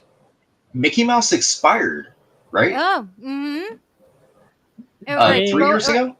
I think was it 3 years ago, or did they renew it or something, or they just keep Well, altering no, Mickey Mouse's look or something like that? Yeah, well, the thing about it is that it's like written in stone in copyright law with fictional characters. That's why you can do Wizard of Oz material, as long as it's not derivative of an existing form of that same story. So I was just curious. Have you heard of anyone challenging it, like literally making their own Mickey Mouse, the same way that you would see like the Daredevil comic and stuff like that? Things that are he's public domain at this point. I haven't seen one yet. Public domain somewhere else. I I thought have they not just seen kept one on yet, but I saw renewing it. Winnie the Pooh. I saw that they're doing like a horror movie for Winnie the Pooh. Oh yeah. No, I'm just curious. I'm just curious if anyone has challenged it, because I know, Disney does lobby and they try to get lawyers to like change the rules to the game. I thought one of the things they did to change the rules to the game was slightly alter his look. Did they cryogenically froze him with Walt? But no, I heard something like they if you look at pictures of Mickey Mouse throughout time, they slightly alter how he looks, and that's how they get to keep things, I guess, in motion somehow. They're doing the DC method of Harley, where you have 900 outfits and you copyright all of them. So anything that looks like a Harlequin character is theirs. The rule for Mickey Mouse is that his ears never touch. I know the rule for Batman is just the logo. They can't copyright the ears. Same thing with Superman. They can't copyright capes. Someone else was trying to. Who was it? Do you guys remember that Gene Simmons thing where he tried to copyright the metal licks, but he accidentally did the love sign? Do you remember that? I remember that. He did the wrong. Yeah, he did the love sign instead of the metal licks. And then who was it? Dio sued him back. Like Dio sued him because they said they were the first one to throw horns at a show. It was so bizarre. All right. I gotta hear about. Am I making this up, or did I like? wait to hear about the book that they're working on now. I can stop laughing. Oh yeah, I forgot about that already. So when I was in the school, they were like, "Hey, I don't want to come up with ideas to get people to steal things." And the teacher, I believe it was Stu Suchin from Valiant. He was like, "Well, why wouldn't they just hire you to take instead of stealing an idea? They can hire you and they'll have your idea under their work." And so he said, what you should do as a writer is have one story that you really want to do, but wait till you make a name for yourself. So in the meantime, you have to make something that you're willing to give up in case a big company comes along to hire you and take your idea and whatever. So that idea was what this story was. And this was back in 1994. That's literally what I tell everybody aspiring to be an artist or a writer. Is I say, give them vanilla and make sure it's coherent. Give them vanilla though. Don't give them their next Secret Wars. Don't give them their next Infinity Gauntlet. Yeah. None of that. Don't break the mold. Give them vanilla, enough for the monthly, and then your really good ideas, you keep those because that company is going to do everything it can. The company is faceless. It's a corporation. They're going to do anything they can to keep $1 out of your pocket. It doesn't matter who you are.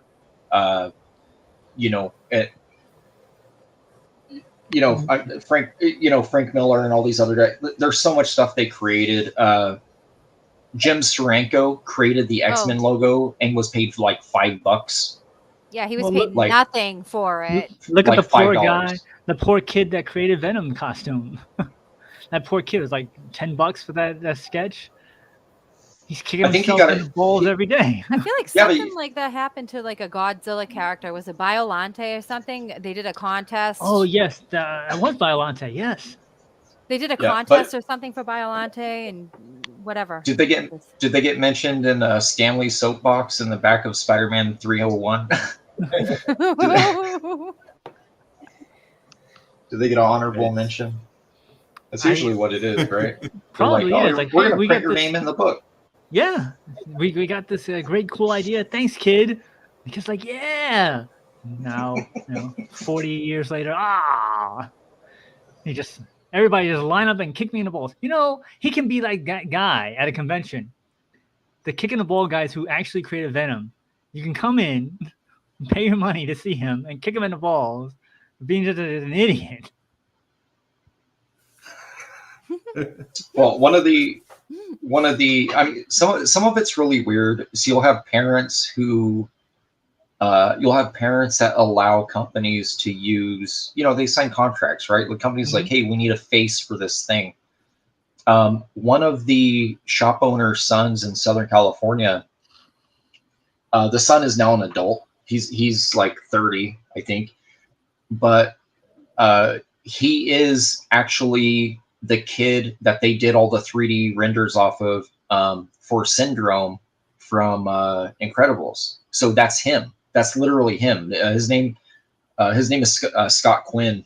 His dad owns Big Red Comics, and so I think his dad was paid like $5,000. Like he would go into Pixar, and then they would just essentially just have him there, and have him do all the expressions and stuff. And it's crazy because it's like you can see it even as an adult. He's got a big red beard now. Like they're both redheads, and but you can see it's him. And so he gets guested. He'll do San Diego and literally sign photos of Syndrome. Like just sit there signing them. Like, yeah, that's me. Of the CGI character. What? But he's never got because I asked him about that. I went to dinner with him and his ex-girlfriend. I mean, I went to dinner with him actually it was in Las Vegas. It wasn't during the anniversary. So Extreme Studios' 25th anniversary was at his dad's shop. And that's where I learned about it. But then I ran into them at Amazing Vegas Con, and that's when we went out. And he was I was just, asking him questions. Like, dude, so you don't get when they make new DVDs or anniversaries or any of that. He goes, nah, we just got a one-time payment. Like my dad did actually. He goes, my dad made the money, not, I was a kid, So it's weird how it's like hindsight's golden. And at the same time, like this is kind of weird. What if they paid him $5,000 and the movie was a bust? It's like, you know what I'm saying? Like it'd be like there'd be no money to be earned anyways, right? Like later on. Yeah. So it's like,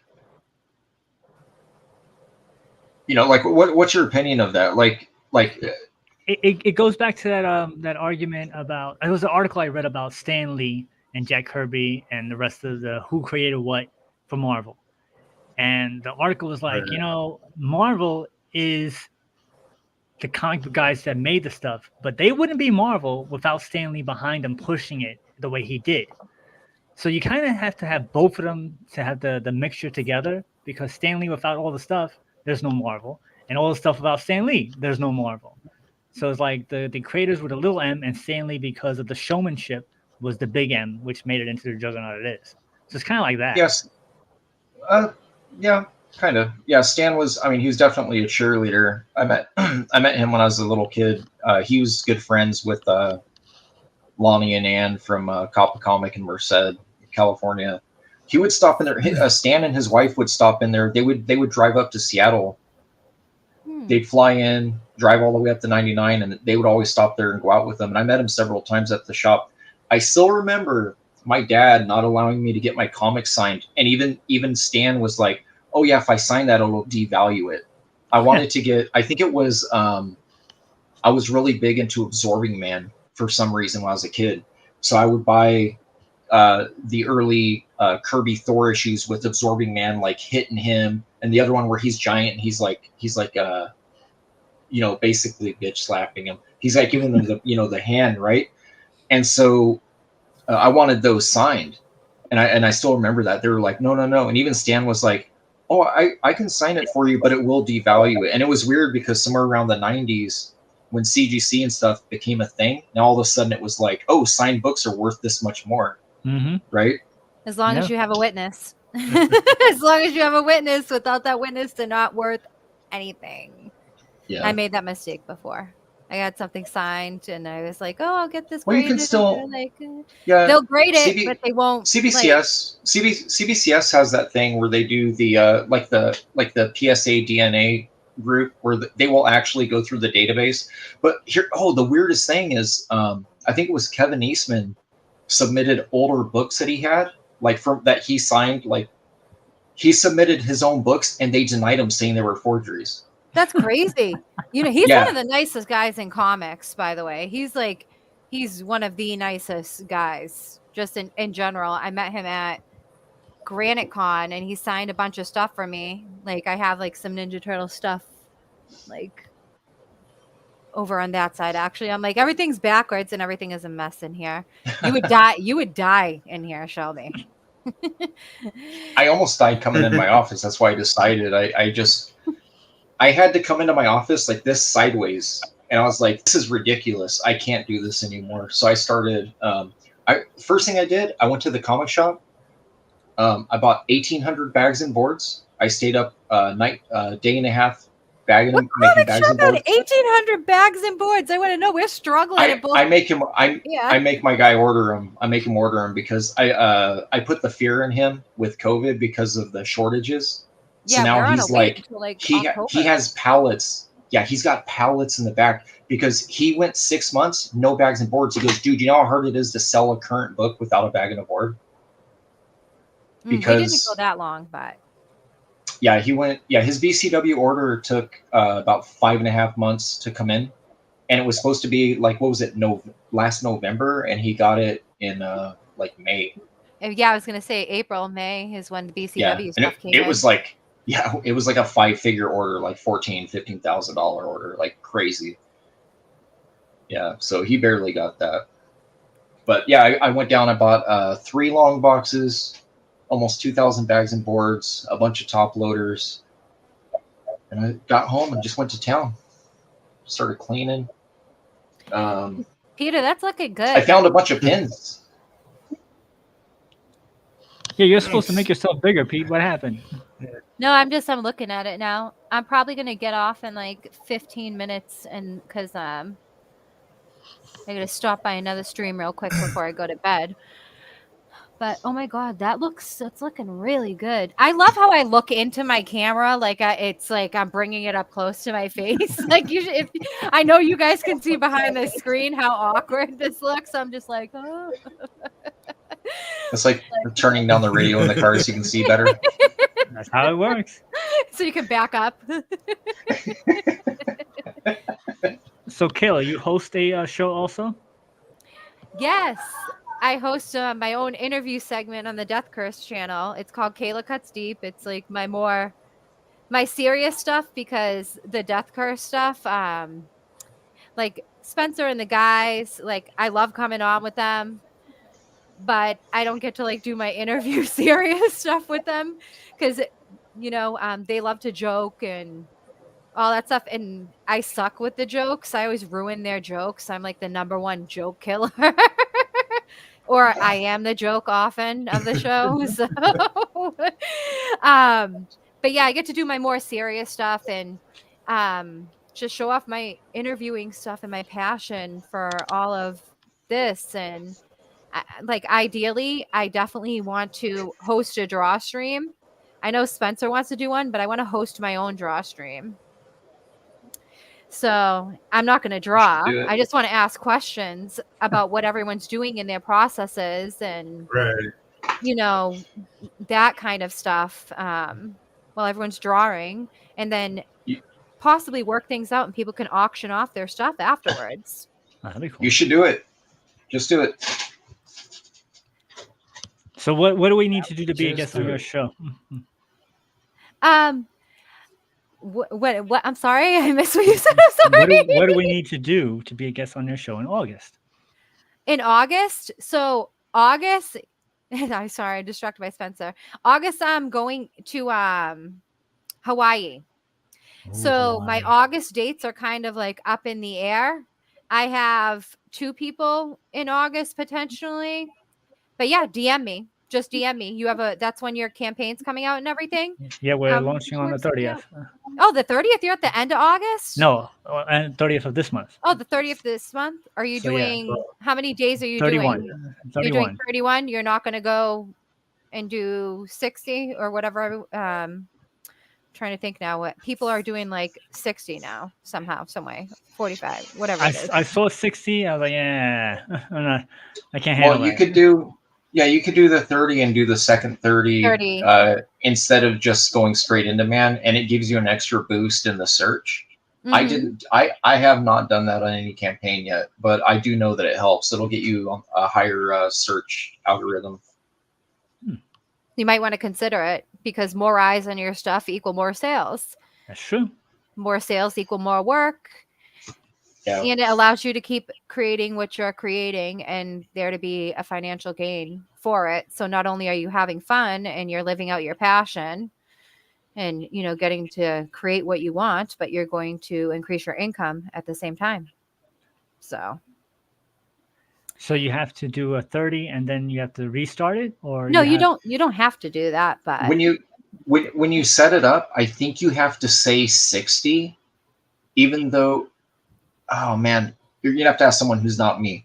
The way I understand it is you have to set it up like a 60. Spencer's in the car. Yeah, you have to set it up as a 60, even though it ends after 30 or something like that, and then there's something you have to do before you launch it, like before you set up the campaign. Otherwise, you're locked in. Yeah, like if you're already receiving backers, you can't switch it at that point. At that point, you're locked in, and the only thing you can do is hit the opt-in to go in demand, which that's you're better off doing. Yeah. Okay, we're doing Kickstarter. Oh, then I don't know. Yeah. I think stay on Indiegogo. I think we're locked in, but I think it would be better if we went longer with the second book. Like, all right, fulfill the first book. Spencer's got it. He says it down there. You set it at 30, then extend it to 60 before the 30 runs out. Okay, so before it expires. He says laugh out loud. That's He what says, Indy "I don't know over, with yeah. Kickstarter." Yeah, I don't know. I don't have any idea. Kickstarter kind of is. It's emulating Indiegogo a lot though, with like the add-ons. They never used to have that, from what I remember. Right. I'm talking like 10 years ago, not current. I haven't had a Kickstarter in a while. 10 years. So Shelby, put your Twitter in the chat, and I'll message you later. Yeah, Oh, I'll sure. put it in the. Hold on, I'm gonna put mine in the chat too before I head out, so that way you guys can Okay. message works. me. I'll get you guys are more than welcome to come on. I'd love to interview you guys. So That would be awesome. all of you guys are welcome to come on. Shelby, you too. You're welcome to come on for an interview. Whenever. Dude, I would love to. I'd love to get on there and derail everything. So Kayla, enjoy Hawaii. Get your coconut bra. I went there one time. I met Don Ho. It was awesome. He has a whole statue on Oahu. Like they have a statue of him literally in the mall. He was the big deal. You know his daughter Hoku? Hoku? Is she the singer for Disney? Yeah. She was the one that sang Perfect Day. There you go. My sister used to listen to Hoku. That's his daughter. Really? I never Hoku, knew little that. Hoku. I'm roboting. I gotta drop this down later. I saw her before she became famous. When we went to see him perform, when I went to Hawaii, he had like a comedy show. He sang, and he had his daughter come out. And then years later, she was like, "It's like, hey, I know her. That was his daughter." Yeah. Yeah. So I never knew that. I literally never knew that. I was really impressed though when I went, because I'm a huge like Dragon Ball Z nerd, and there were all these places like Kamehameha Avenue, King Kamehameha. I was like, oh, so this is where they got that from. I get it now. Okay, so how busy is Spencer right now?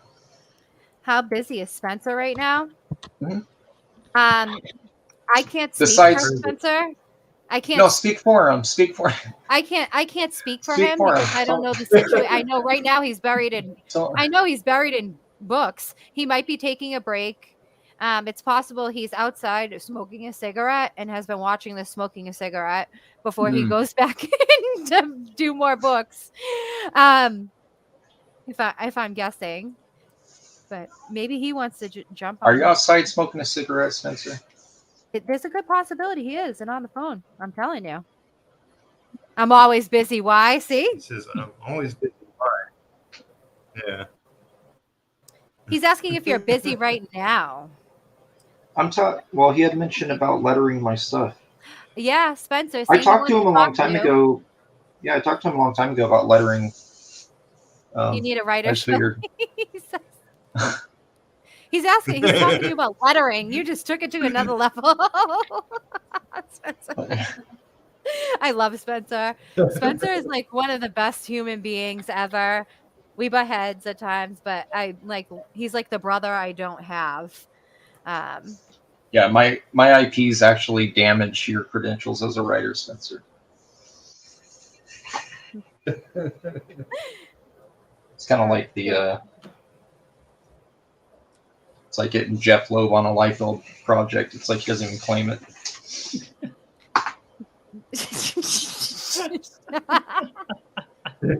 I love Jeff Loeb. Oh, I do too. But when with Rob just gives him pages and he scripts whatever he thinks it might be.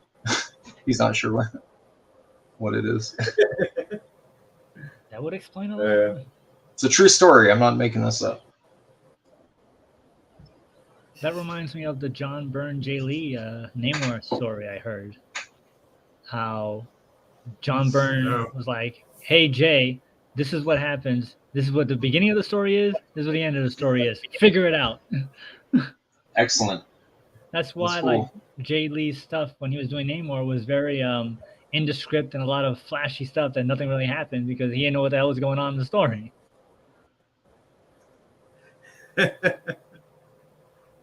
Yeah, I think Jay was doing like 3 or 4 pages a day because he had that, Youngblood Strike File stuff that he was working on at the same time. So he would knock out a bunch of Namor stuff and then spend quality time on the image work.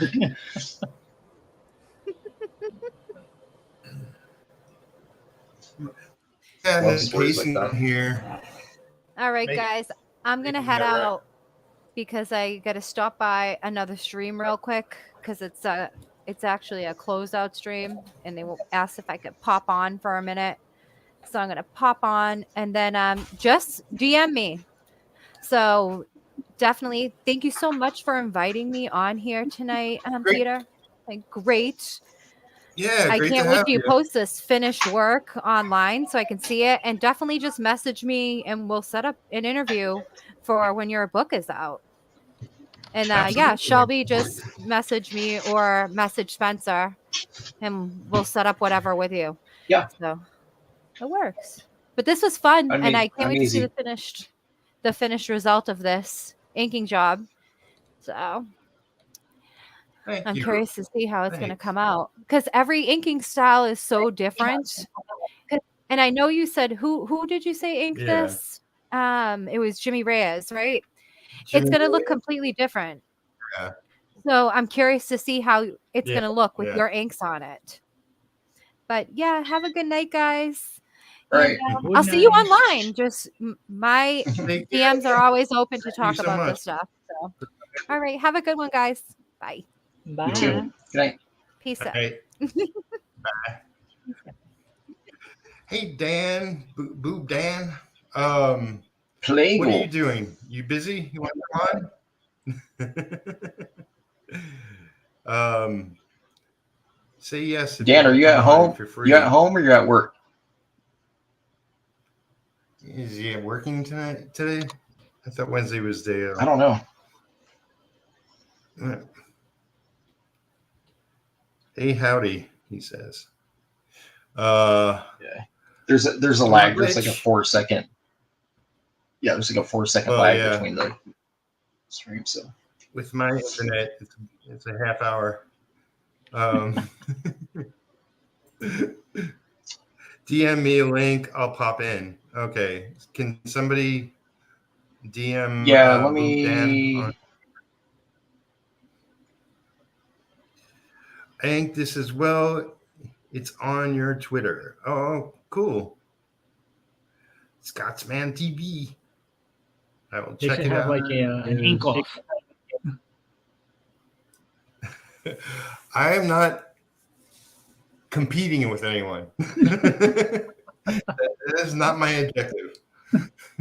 That's why I don't like the concept of fan inks. I think I sent the right one. I think it worked. I've never forwarded a StreamYard in Twitter. I've always been like sharing the link, but not right. Let me know if it It's works, just Dan. copy Let me know if paste it doesn't work. the Actually, URL. Well, Yeah. remember, it's only a fan ink if you're not getting paid. If they pay you, then it's no longer a fan ink. Well, am I getting paid? You pay me? I'm saying you can throw it out there, and someone can buy the original piece, and then there you go. yeah. Because what is that? Twilight. okay. It's either Twilight or the other one. One is a fan version of the other one. Twilight. Oh, 50 wait. Shades of Grey. Oh, so I always 50 forget which Shades one is it was. yeah. 50 Shades is a fan of. It's a fanfic Of Twilight. Yes, but I believe Twilight was fan fiction for something else as well in the beginning, like before they were books. It goes back to live journal days. Like I thought 50 Shades of Grey was fanfic for Twilight. it is, Right, but yeah. also, but it's but Twilight originally was also fan fiction of another property. Oh, They're both, Oh, yeah. okay. It was like one was fanfic that flipped to a book, and then the other one is fanfic that got flipped and turned into a book as well. Yeah, it's weird. It's all just everyone on each other's coattails, right? Yeah. Yes. See, so it's only fan until somebody gives you money, and it's no longer fan. And they make it official. Yeah, you know what? You know what's funny is a lot of these Marvel comics. I sent Plegel the links. I don't know if he's trying to get in or not. A lot of these Marvel comic variant covers and stuff that you see from like Art Adams or David Finch and stuff like that are things that they've drawn on stream, or they were commissioned pieces that they have the scans, and then they end up paying them for these for these covers. It's really bizarre. There was a Kitty Pryde that Finch did on one of his Monday night draws that was flipped into an X-Men cover, and it's what's even funnier is I don't think Kitty Pryde was even in the book, and it was the Excalibur version of her. It wasn't even like a current,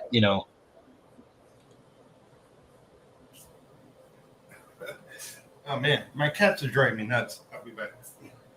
So I was looking. I did some Googling, and Mickey Mouse will be in public domain in 2 years, 2024. Oh, in 2 years. Okay, Yeah. so that's okay. So they're busy lobbying right now to try to get the extension. Yeah, my daughter. It was funny. We're driving, and she was telling me she goes, "I want Talking Mickey back," and I was like, "What?" And she goes, "Come on, Disneyland and Disney World." And I was like, "What are you talking about?" And she goes, "Yeah, I saw it on YouTube. Mickey Mouse used to talk and blink. I guess the live suited Mickey at the theme parks." Okay. And I was like, "What? I don't remember this." And she goes, "Yeah, I saw it on YouTube. And then now he doesn't blink or smile or make noise. He just smiles." I was like, "Okay." But I guess apparently she said that there's some video where they had automated phrases that he would say, and the eyes would blink sometimes, Wow. like just on their own. Yeah, I was like, so weird. I don't remember this at all. I've only been to Disney, the one in Florida. That's Disneyland, right? Disney World. Disney World. I've only been to Disney World once, Yeah. and that was in the 90s. And they didn't do Yeah. anything. They just waved, and I was very, very disappointed in that. Yeah. The one thing I was shocked at was how clean it was. That took me back. Oh, really? I've never been out there. Like, if somebody dropped a piece of paper, there was like 8 guys with pan and brooms all over that. I was like, holy crap. Yeah. It was amazing how it says your daughter is from an alternate dimension, Shelby. Yeah. No, she told me. She said she saw it on YouTube. I was like, all right. Maybe it's like, what was it called? Eurotrash, when they had the European Disney and they had one in Japan. Yeah. Disney, that flop. Can you imagine how much money they put into that and nobody went? That's crazy. I'll go through her history.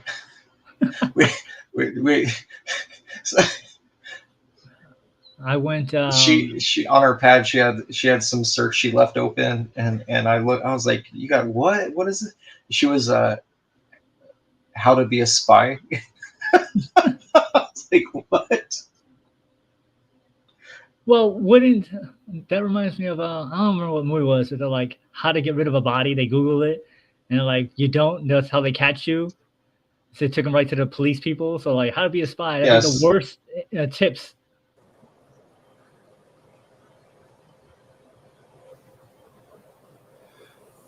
Okay, I'm back. Welcome back. All my cats going nuts. I kicked everybody out. Oh, there's Dan. Hold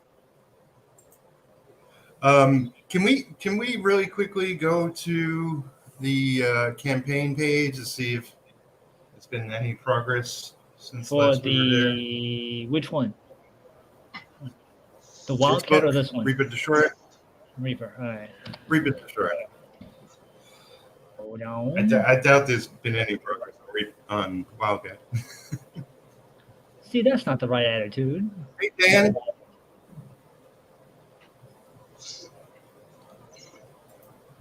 Are you here with us, Dan? Share screen. Yes, I am. I had just as the minute I logged in here, my lovely lady video chatted me with our baby. So I was like, everybody, all at once. Is like so much. So what's happening? So what's happening? Congrats, by the way. Thank you, friend. If I haven't Yeah, said Dan, congratulations, dude. I haven't spoke to you since before you had your baby, dude. Really? Like on a stream. Yeah, no, I haven't seen you on any stream since before. Well, see me now. Ah! Uh-oh. Huzzah. Yeah. So, yeah, he's Sweet, pretty, dude. How's it going? She's sleeping through the night, or are you guys pulling out your hair yet? Now she'll be sleeping more through the night because the baby can sleep for 4 hours at a time now that he's like, there's a whole thing like you probably know where the baby drops weight after it's born, and then just like a boxer, the baby's got to put the weight back on, and until the baby puts the weight back on, you have to feed the baby every 2 hours. It's the feeding. Yeah, if you can't keep the feeding habits up, it's pure hell, man. Like you gotta keep. Yeah, as soon as you get the schedule down, they lock into it. Like, this is when I eat. This is when I sleep. This is when I pee in Dad's face. So the baby now is going to go to 4 hours. Wait for the diaper drop.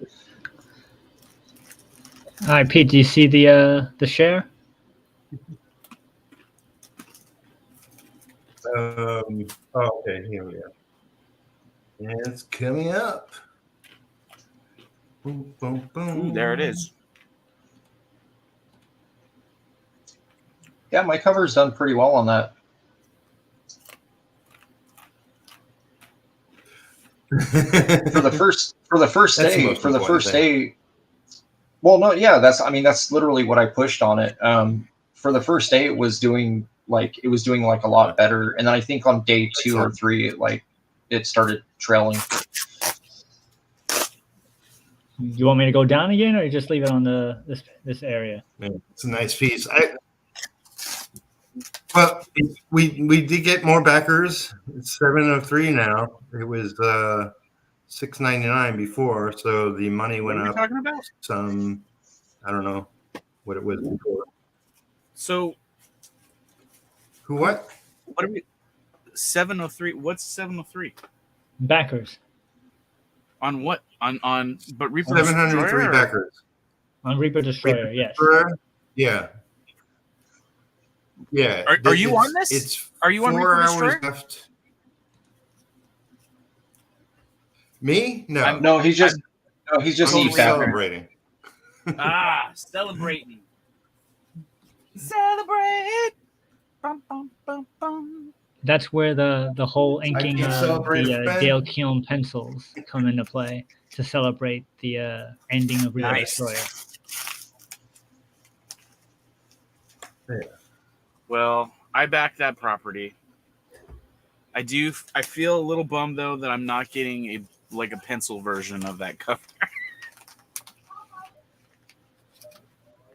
Yeah, well, which one? Everybody is.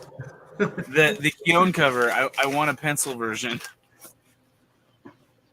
Oh, is it getting colorized? It's getting inked and then colored, I think. So I'm a little confused because I know you're inking it and all that, Pete, but there's a lot of tonal work. Masterfully, I might add. Yeah, but there's a lot of tonal work, and usually when Keown draws like this, when he inks himself, I feel like he does like a lot of where he'll ink the contours and some of the inset stuff, like eyeballs and mouths and stuff. But then the tonal stuff he kind of leaves in like pencil. You know what I'm saying? Like he doesn't.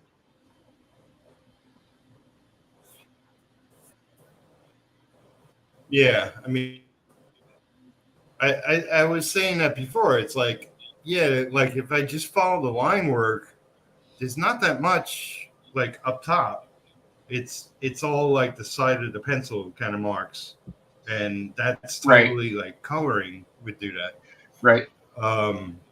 Yeah, I mean, you could interpret the hell out of these gray areas with like a hatching, or a cross hatch even. Yeah.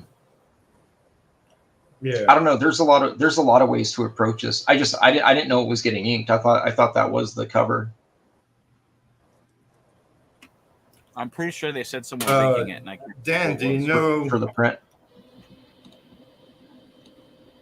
Yeah, I haven't heard. I think I missed it, like that it was being inked. I know he mentioned colors. It says it right there. Inks by logos Matt specifically Banning. Yeah, Matt Banning. Well, no, that's for the wraparound cover. No, he put the image in the wrong. Yeah, yeah, that's not for Dale's. That's for the regular cover. Ah, That says coming soon on the I site. don't know. I remember them saying something about it, but I don't remember now. okay. I got it. Yeah. To find it. I got my King Kong Escapes Joe was here vinyl before. soundtrack in the mail. Oh, I used to love that movie. Yeah. Was that is it Mondo? Was that a Mondo release? No, it's Waxworks. Oh, that's nice, dude.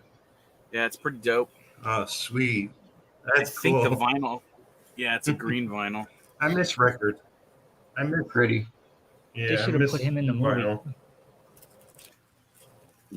I just want like figures of Mecha Kong and the Japanese Kong, like official ones. They've never made them, and it's always bummed me out because I've always wanted them. You probably get them right now. They're doing those 6-inch that they're doing. I Maybe think they're all not, testers to do all the other stuff. I hope. I think MegaCon could have easily beat the Ghidorah in the last one. I'm throwing that out Maybe, there. yeah. Was there a baby Godzilla? Yeah. There's a couple different ones. There's a 60s one that's like really goofy looking. It looks like a cartoon character. And then there's Yeah, that's probably going. You're thinking of Manila, I think it's called. Minya. Minya. There you go. And And he then, did the circle puffs of smoke because he couldn't breathe fire unless Godzilla stood on his tail. Right. I have all the vinyls. I probably have a picture of them on there. He was like the equivalent of the best Kong Grogu was for us old kids. Hey, I'm not gonna lie. I used to dig Baby Godzilla. I used to dig Baby Godzilla when I was Really? little. Godzooky? Yeah, dude. Yeah. Dookie? Yeah, when he blow those cigarette cigarette puff rings. Rings? Jesus. I used to, and they wouldn't even do dude. I loved it. I loved how they wouldn't do damage, dude. They created a mild annoyance. They were 20 XP. Right? It would just like make the actual like kaiju angry. They're like, I like that it used to be able to turn though and go over the head down the neck. It wasn't just like a straight thing. Yeah, there it is. oh right. And so here's a fun fact: that little kid right there, that's the basis of my character, Pete. Oh yeah. That's where I got him from. Oh yeah. Yeah, that's where I got what he looks like. Oh. So whenever anybody asks me, because everybody else I always have like a photo reference, like what here's does the kid look like? I'm like, it's for the kid from that movie. That's where I got him from. Here's another one of him where he's a little more visible. Yeah, that's him. Yep.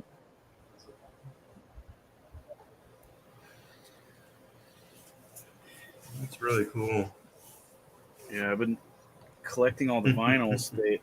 They gave you this it's like a big vinyl record box or whatever that comes with all the Godzilla vinyls, and it had room for some extra vinyls in it. they were planning ahead. Maybe, but they don't have the rights to these ones. These are by a different company. Yeah, maybe they got different actual color vinyl, or like when they marble them or whatever. Maybe got some variants. Yeah, this one doesn't even. Omaglitch asks if free Destroy is going in demand. It is going in. It will be in demand, so you can catch it after the live. I'm sure it is. Closes. There's not very many Scotsman campaigns that don't. Dry brush. Well, yeah. I mean, it's like people leave it open because so many people miss campaigns like in 60-day camp. It's like the book. You did a thing. Yeah. You didn't see it. Been posting about it for 60 days. Well,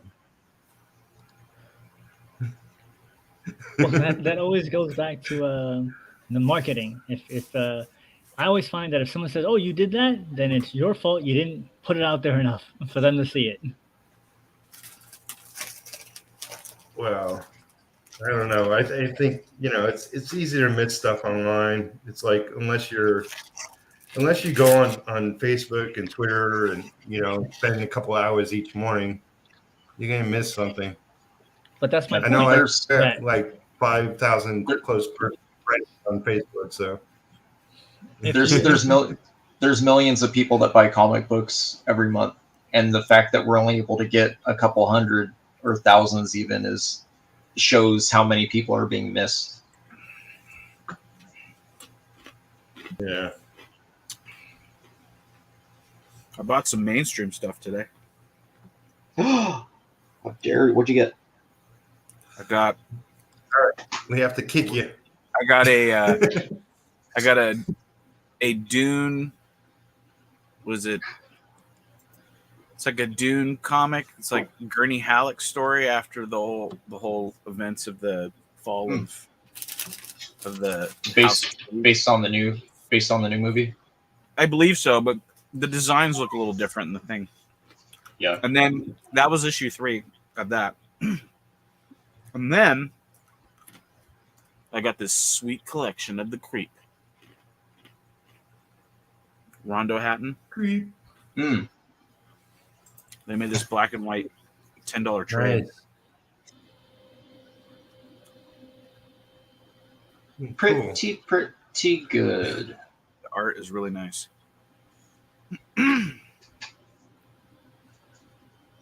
I just keep buying expensive books that I don't need. Oh, really? Yeah. It's got Shelby. What book do you really need? Well, some of them I absolutely need. It's when I buy books, I don't even. I'm such a comic artist. I don't read any of them, dude.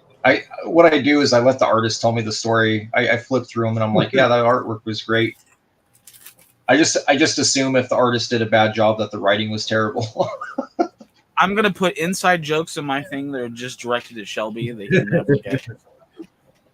It's funny you mentioned that, Shelby, because the book that I had gotten published was a crossover comic with Mariano Nicieza, Sunburst Phaser crossover, and I gave it to somebody to review, and they absolutely tore that book to shreds.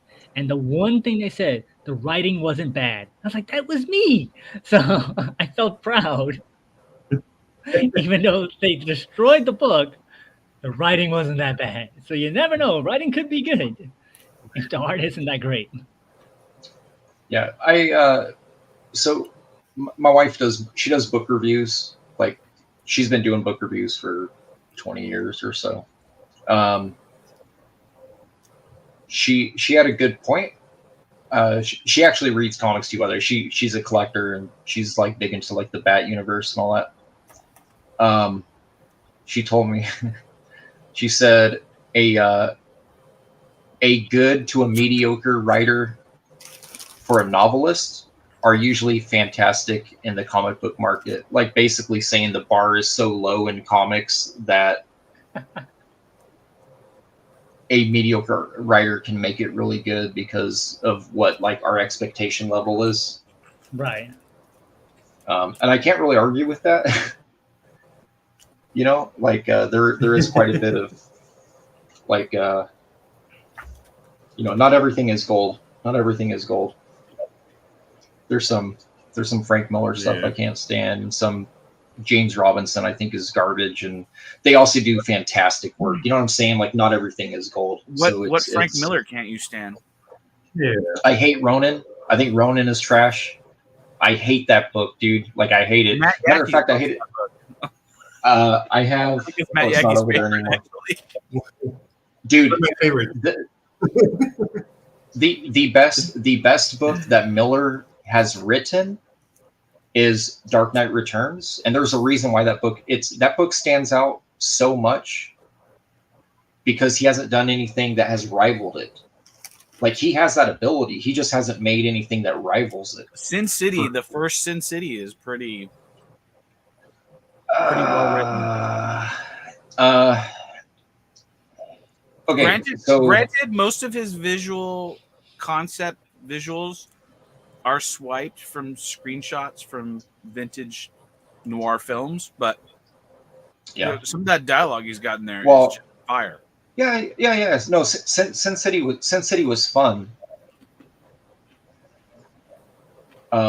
It was just the reinventing process. Like, Sin City was him leaping into a genre, versus when The Dark Knight Returns came out, he gave the public a Batman that you've never seen before. Like, there's a reason why the Snyderverse leaned into Dark Knight Returns, because he knows that's the strongest rendition of Batman, and that's why he took so much from it, you know? It's like Nightfall was kind of cool too, and you didn't see him pulling from that. It's because the Miller stuff, Nightfall was pretty high, but the Miller stuff, you know, and of course, you know, the derivatives, they can't really use a lot of that, the Azrael and that, but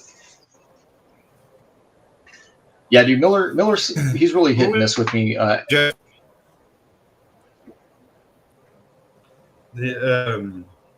Jeff Darrow book. Hard Boiled. My tongue. Hard Boiled. Hard Boiled, yeah. That was visually great. Yeah. I don't know what the story was. Yeah, I think that was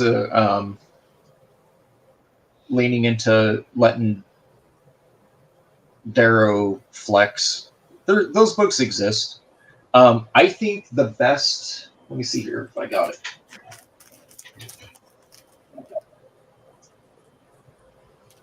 Let me see.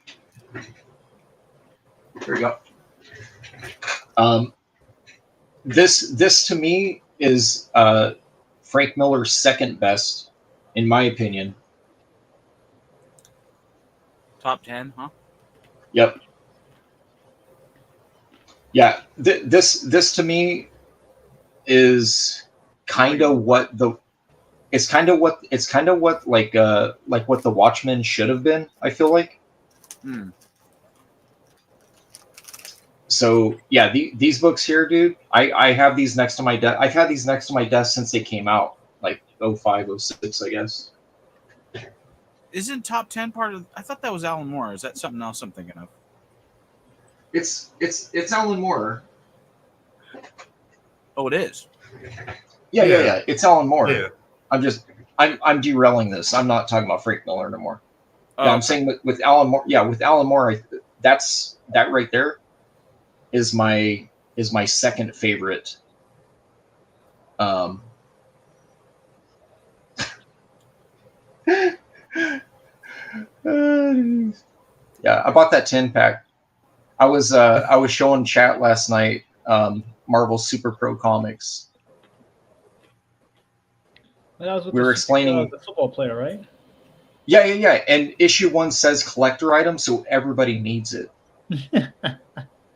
Well, that's what you gotta do. You gotta put a collector's item. Maybe that's what we should do with the book. Put collector's item on it. Yeah, that's my. I was telling chat, like, my favorite thing about the '90s books, late '80s, is they would tell you the books that are going to be worth money later, because it always said collector item, and that's the one you want. Yeah. I brought home. Speaking of pro, though. Speaking of pro, Jimmy and Amanda are returning to the pro with Garth Ennis, which is a sort of a prequel to The Boys. Are they gonna? Is it gonna be part of the big two, or is they doing it independently? I think they kickstarted. It's don't they? through Image. Okay. It is through well, Image? the first one came out through Image. This came Okay. out through Image. It might kickstart it. Yeah, Well, I know they're doing the Zest world. I imagine. Yeah, that's a strip they got going on. At least they'll have some good art in it. Boom, pop. Yeah. Amanda drawing a book. That's good. Yeah. The problem I have with a lot of that stuff is like some of the interiors, like they'd be like promoting it as like Dave Johnson, like all over it, and then the interiors were not Dave Johnson. Stuff like that. And I was always kind of like, Yeah. It used to bother me, I would say, in the 90s.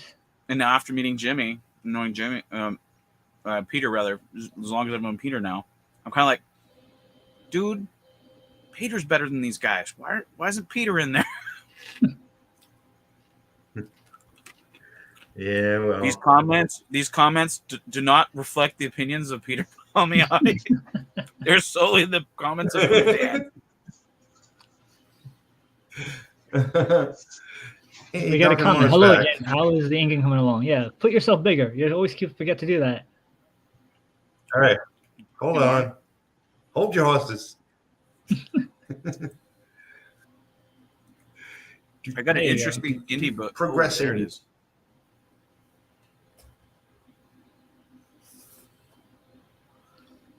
So at what point are you like, all right, this is done? When it's finished? No, I'm saying, like, how do you decide? Because as you were saying, there's certain parts that you feel is left up to the colorist. So we'll probably like, all right, that's it. This is it. Well, what I'm doing is I want it to look good in black and white. So I'm not going to consider it being in color. But I'm leaning towards, I haven't decided yet, but I'm leaning towards just doing the real line work he put down and leaving the rest open. This background texture he's got going on looks very much like he used the crayon to draw lines. I'm thinking of doing like a quill type effect because I want it to be different than the head. But we'll see. I plan to take much longer on it, so I won't finish it tonight. So Dr. Moore says it's beautiful. Thank you. Repliant has something to say. A little bit of an ouch from me hearing Shelby trash run, but I definitely have a rose-tinted retro perspective on since it was first treated and was extremely. I personally wrote it, so that's my opinion. So I'm with you. It's like, oh, it's not. This is great. This is bad. It's just their opinion, I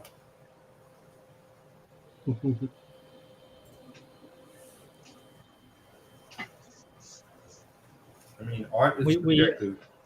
On the show, we always Except say that when it comes to my work, everything's amazing. Whatever you like is whatever you like. That's what I was saying. What we normally say on the show is whatever you like is whatever you like. It doesn't matter if you're the only person who likes something. You still like it. It doesn't change the fact. If everybody else hates it, it shouldn't change the fact if you like it. And if you hate something, it shouldn't matter if everybody else likes it. You say that, but if Shelby shows it off, I'm probably going to love it, and then I'm going to end up ordering it on Amazon, and I end up not being able to eat that week.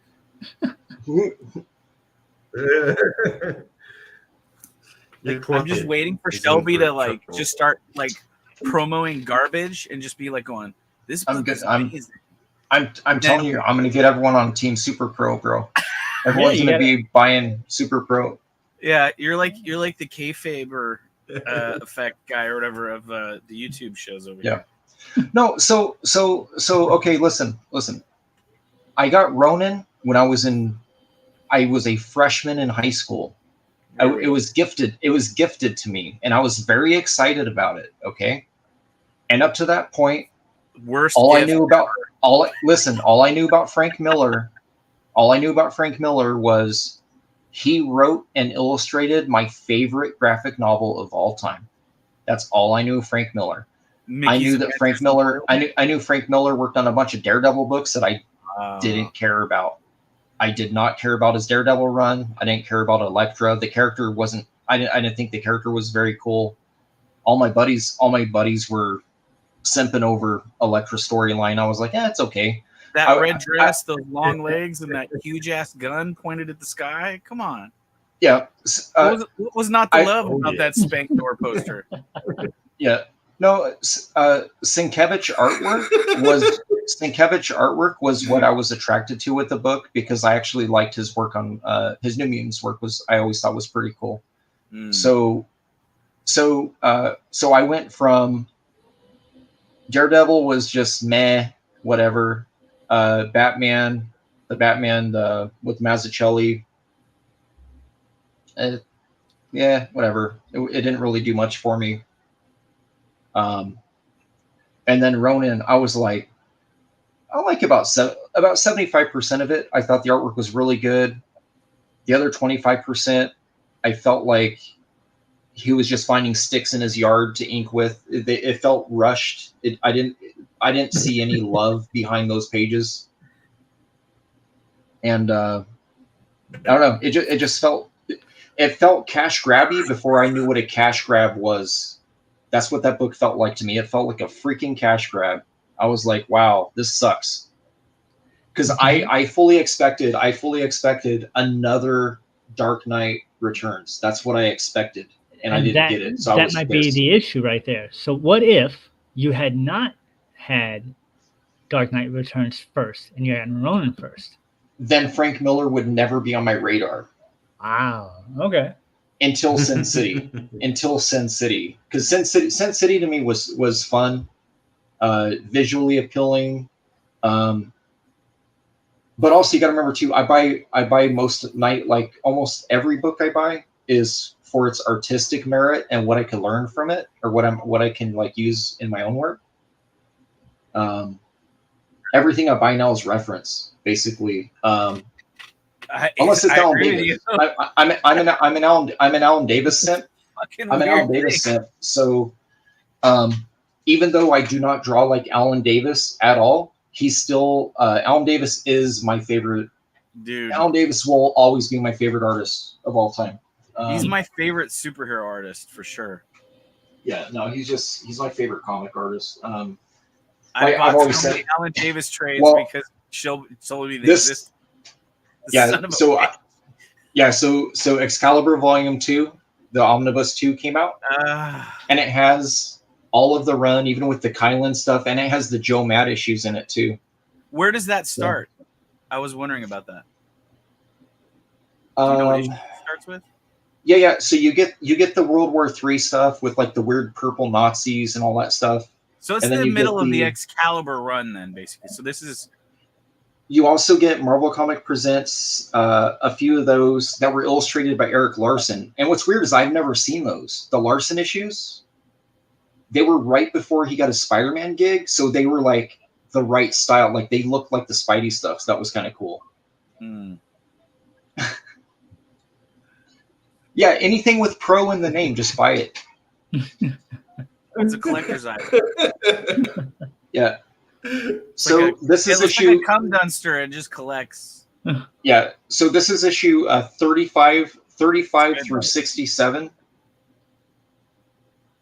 35 through 67, which is basically the entire second half. That includes all of those fill-in issues that Davis did, including the Phoenix stuff.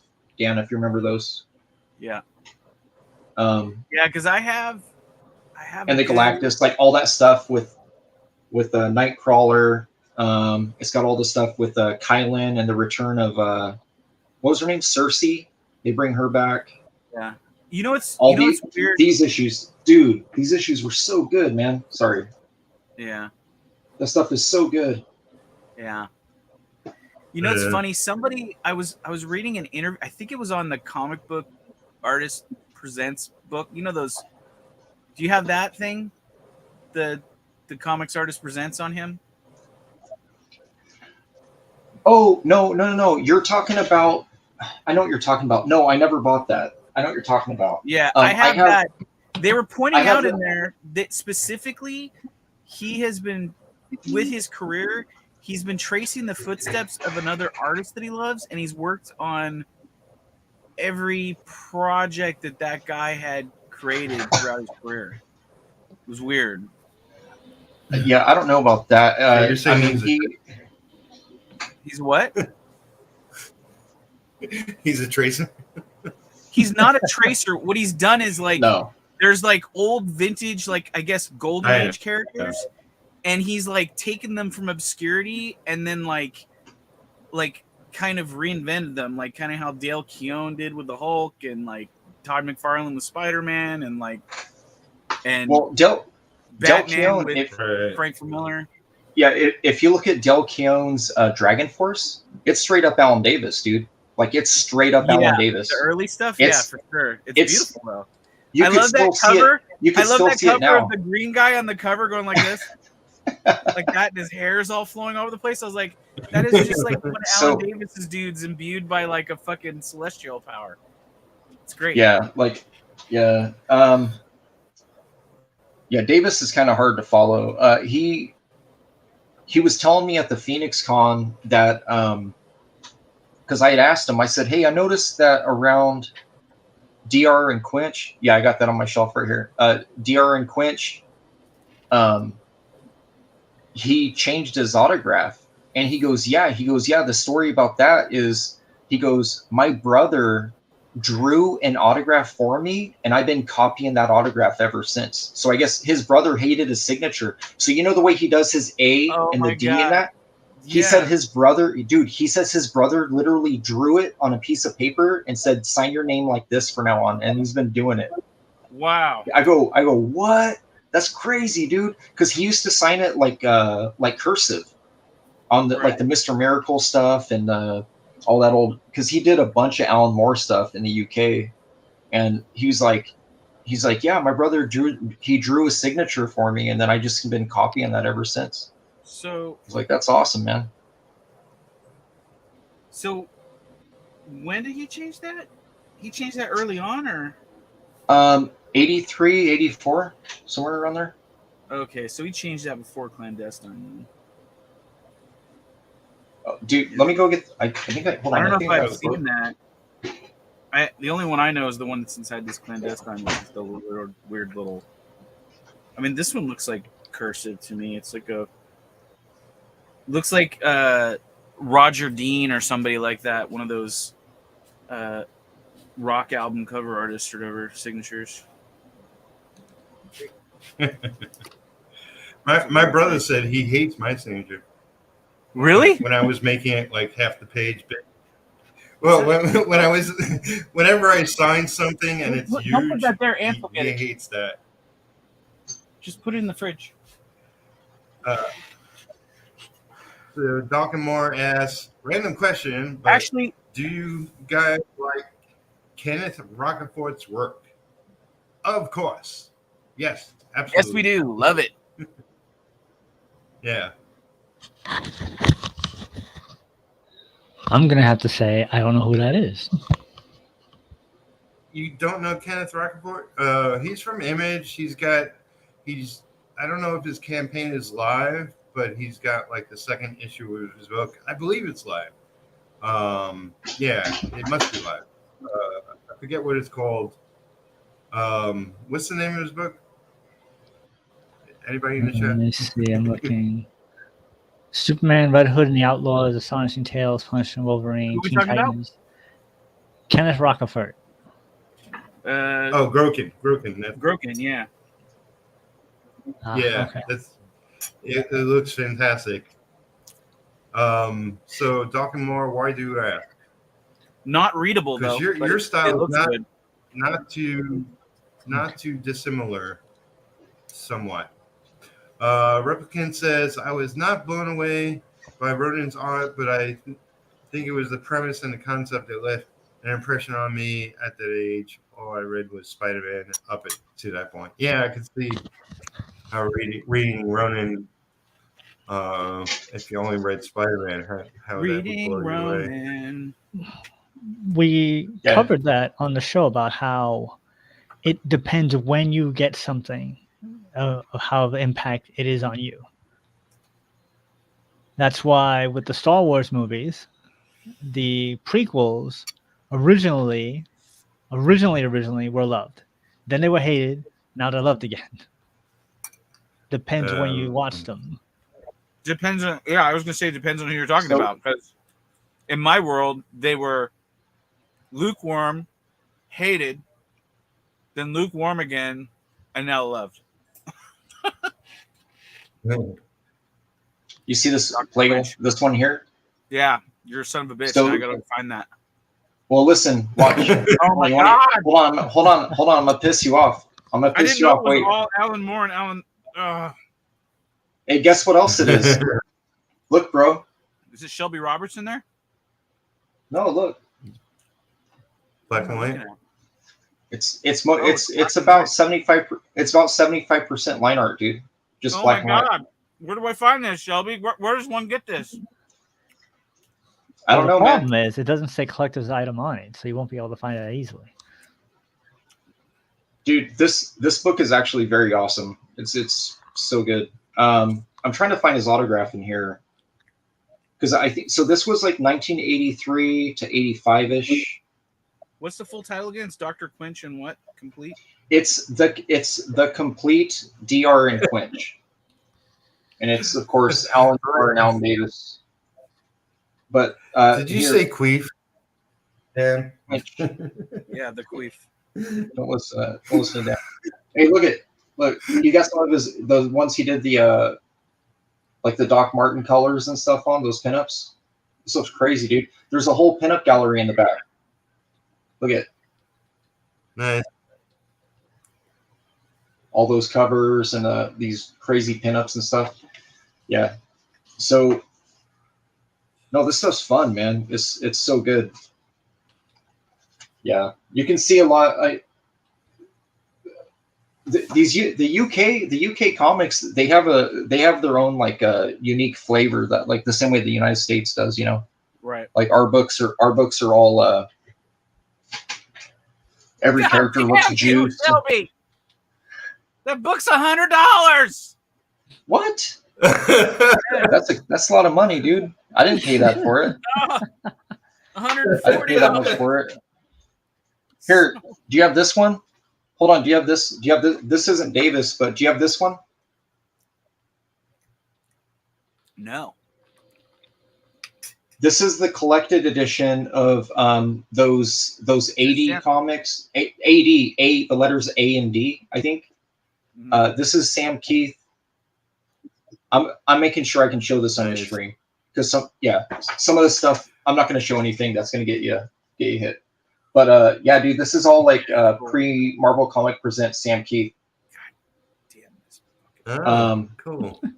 But hey, look, the publisher. Look at this, Dan. Cliffhanger published this book. Yeah, Isn't that weird? They that is crazy. put something out. Damn, that book is so fucking expensive everywhere. But the nice thing about this here, Dan, look at all. Can't It's take full it of right black now, and white. Shelby. It's full of black and white, dude. There's black and white all over the place in this thing. Wait a minute. So it's. Hold on, I'm There's gonna find the another covers version to of it these. that's black and white. I mean, maybe I can order this other printing of it. Okay, so I'm pretty sure, dude, that this work inspired his Max book and the darker image, dude. Hey, dude, Right. this stuff here is like it's like image zero deja vu, man. Wow. Look, he even smashes the hammer down just like that big dude chasing the Max. Yeah, it's crazy. Anyways, this stuff's fun. Where's that other cover at? He's got some sketches too. Biblio has it. How is Biblio? I've never ordered from them. Neither have I. I'm just noticing that Biblio has it. Yeah, there are. Yeah, I can't show everything in here. There is some like adult stuff. 96. Not adult, but just like nudity. Man, they don't have the covers in here. Anyway, this stuff here is the Abe books. There was 2 issues, or no, it was called IC. Was it 80 or IC Comics?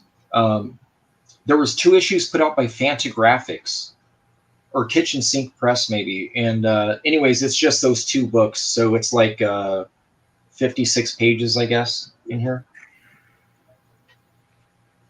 But it's the only collected edition I found. How many pages are in that complete Dr. Quinch? Oh, the complete one? Oh, dude. Yeah. Because there's another printing, but I don't know if it's the whole thing or not.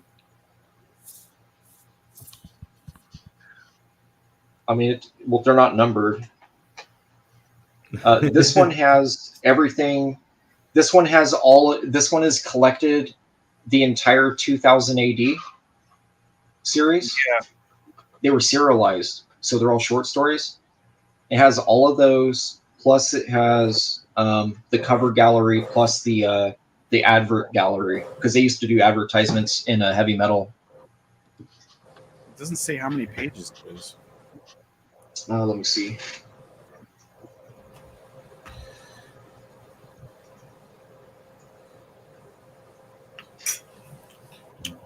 I'm going to take a short break. I'll be right back in 5. Oh, well, that Peter will be back in 5 and 2 and 5 and 2. It's 2 and 2. 128. 128. Yeah. It's 128 pages. It's got more stuff than the one I'm looking at. Okay. Because the one I'm looking 128 at 98 pages. Yeah, dude. No, it's because this has an entire book in the back worth of pinups, is why, and it has some interview thing, I think. Man, yeah, it's a good book. Shelby, you realize I have a baby, right? Yeah. Hey, hold on. Let me show you something else. My baby needs formula, Shelby. You're taking formula out of my baby's mouth. Listen, the formula shortage. That's high prices. Just by the comics, you can't get the formula anyways. Shit. I can still hear you upset. Damn. I gotta buy this. Oh, it's so expensive. Well, the problem is these companies don't go back to press with anything. Is the They problem. don't. Fucking, and 2000 AD is the worst with that. Dude, yeah, it's very annoying. They did pre-orders for some artist editions. I didn't even know they existed till I found out after they were done, when they were advertising them after they were already sold out. Oh, dude, don't get me started. Because I wanted to get the Brian Bolin fucking the Al Williams edition. Yeah, the Al Williamson. I didn't pull the trigger on it because I was like, oh, no one likes Al Williamson. No. I was like, I'll just wait. I'll wait till I got money for it. I went to find it. They're like $100 marked up, third party. You can't find them. Yeah, stupid amounts of money, dude. I'm like, why? I just picked up the for a relatively reasonable price. I got the Barry Windsor Smith Battlestar Galactica stuff. Oh, that's cool. Those are good books. Yeah, some of the covers without the text on them are pretty awesome. Mm-hmm. Those are fun. So is that something you were a fan of back in the day? Was Battlestar Galactica the original or the new one? The Which is original. so old. Yeah, I'm all about the original too. Marvel Comics did a run of like 24 issues of the original Battlestar Galactica series, and it's like it was like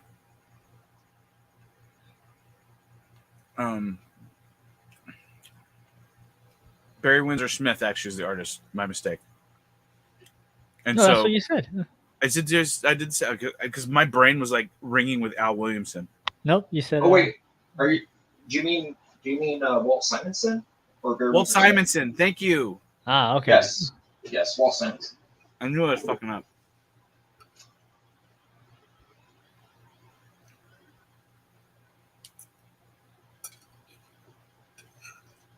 But Yeah, you're talking about Walt. Okay, finally found it.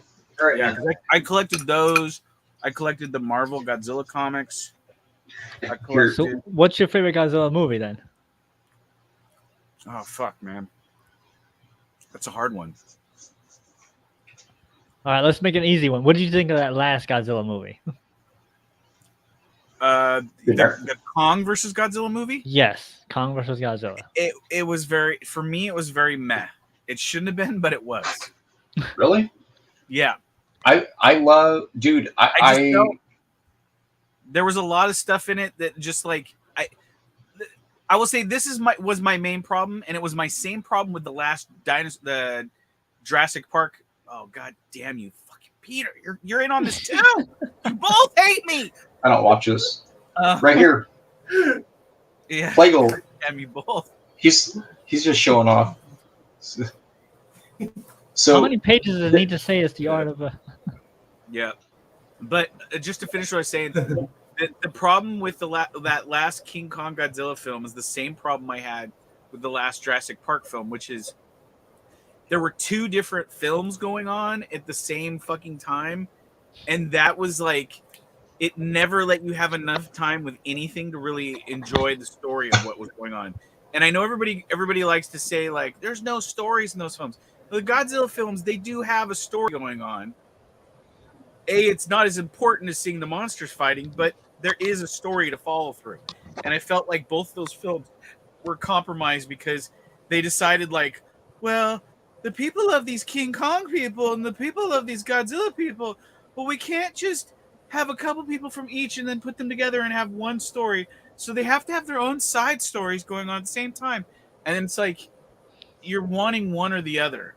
And I just felt like that was the problem with that film for me, is like there was really cool shit in one story, and then the other story was kind of just meandering with stuff that I didn't care about. And I guess that was my problem. That, and I wasn't huge on the whole thing of like Kong goes to the Underverse and like fucking gets a rechargeable iPhone axe and then proceeds to use it like a lightsaber. Like, I just thought that was cheesy. Like, just have Kong grab like the fucking Japanese space needle and use it as a spear or something. Like, twist it up and use it as a spear. Like, do something cool like that. Like, the thing that bothered me about that movie is that at the end of the second Godzilla movie, the world was in shambles and everything's back to normal. That's what bothered me the most. And if you want my personal opinion, here's what I can say. I can tell you what my favorite Godzilla movies were of each era. Okay. Of the current era, the one that we've been watching, it was that one, the one where the world got destroyed. Yes, that was. Oh my god, I love that one so much. Especially when he tried to shoot Ghidorah and he moved out the way, that blew my mind. Yes. Oh wow, Noir Watchmen's awesome too. I have that actually. Yeah, it's a beautiful book. Everyone should have that book. I freaking love it. It's oh man, I learned so much from looking at the line art in that book. It's ridiculous. Shelby will be. We're almost back around to you. So dropping down from there, the next great Godzilla before that in the series, the 80s Japanese, would be the fucking Final Wars is amazing. Yes, I like Final Wars. And then dropping further back from that, the Godzilla ones, I have to say for me, it will probably always be Monster Zero, the one with the Japanese like space alien people with the little goggle glasses. Yes. That come in the little UFO. That one I can just watch over and over and over again on repeat. Yeah. My favorite Japanese Godzilla film. I mean, I actually do like all of them. I have all. Yeah, agreed. I have all Godzilla movies. Like my like my is Burrito, Godzilla, Freddy Krueger, dude. Yeah. So. Well, I've got and Godzillas in here that are painted by a friend of mine who passed away. I got Rob Zombie hanging out up there watching me too. I'm not a Rob Zombie fan. I just like that figure. Oh, Replicant says, I ain't even going to ask what you all think about Shin Godzilla. I saw that in the theater with the Stranger Things kids. It was at New York Comic Con. Yeah, I like that movie, but it's definitely its own thing. Yeah, it's to me it's an alternate reality Godzilla, but I did like it. I like the movie. I would like to see more of that alternate reality, especially after where it freeze frames at the end of the film. I was like, fuck, I want to see what that would have turned out to be. Like, yeah, I thought it was cool. It was creepy. It was interesting. It was actually very scary. Yeah, in a weird way. But that thing bleeding acid all over the city and burning people was like crazy. Yeah, it was more like, what if Godzilla existed in the Cloverfield universe? Is what it felt like to me. Yes, very true. It didn't feel to me like a Godzilla movie. I think that was the problem I had. But I thought it was a good movie. Giant monster movie for sure, though. Yeah. Yeah. Like you said, Cloverfield. I'm doing for Dave Brink, Genuine Comics. This piece I'm making. Is that the 10? This is another. Or Perfect 10? Or no, this is something guard. Safeguard? Oh. You mean safe space? And it doesn't look very safe. They're on tracks. About to touch the third rail. But it's a great piece. It's another Alan Goldman penciled. But I'm almost finished. We should start that myth. We should start saying, we heard that if you touch the third rail, it gives you superpowers. Let's see how many people go out and touch the third rail. Man, if they had the Tide Pod challenge, I don't think we should go around telling people to touch the third rail. Oh, come on.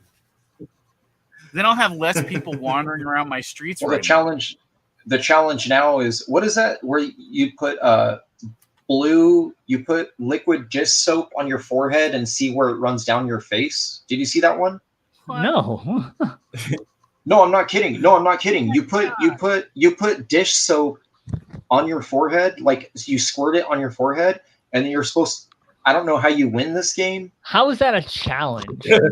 It's an actual I've seen it. It's all over TikTok right now. I'm like, what is challenging about it? What makes it a challenge?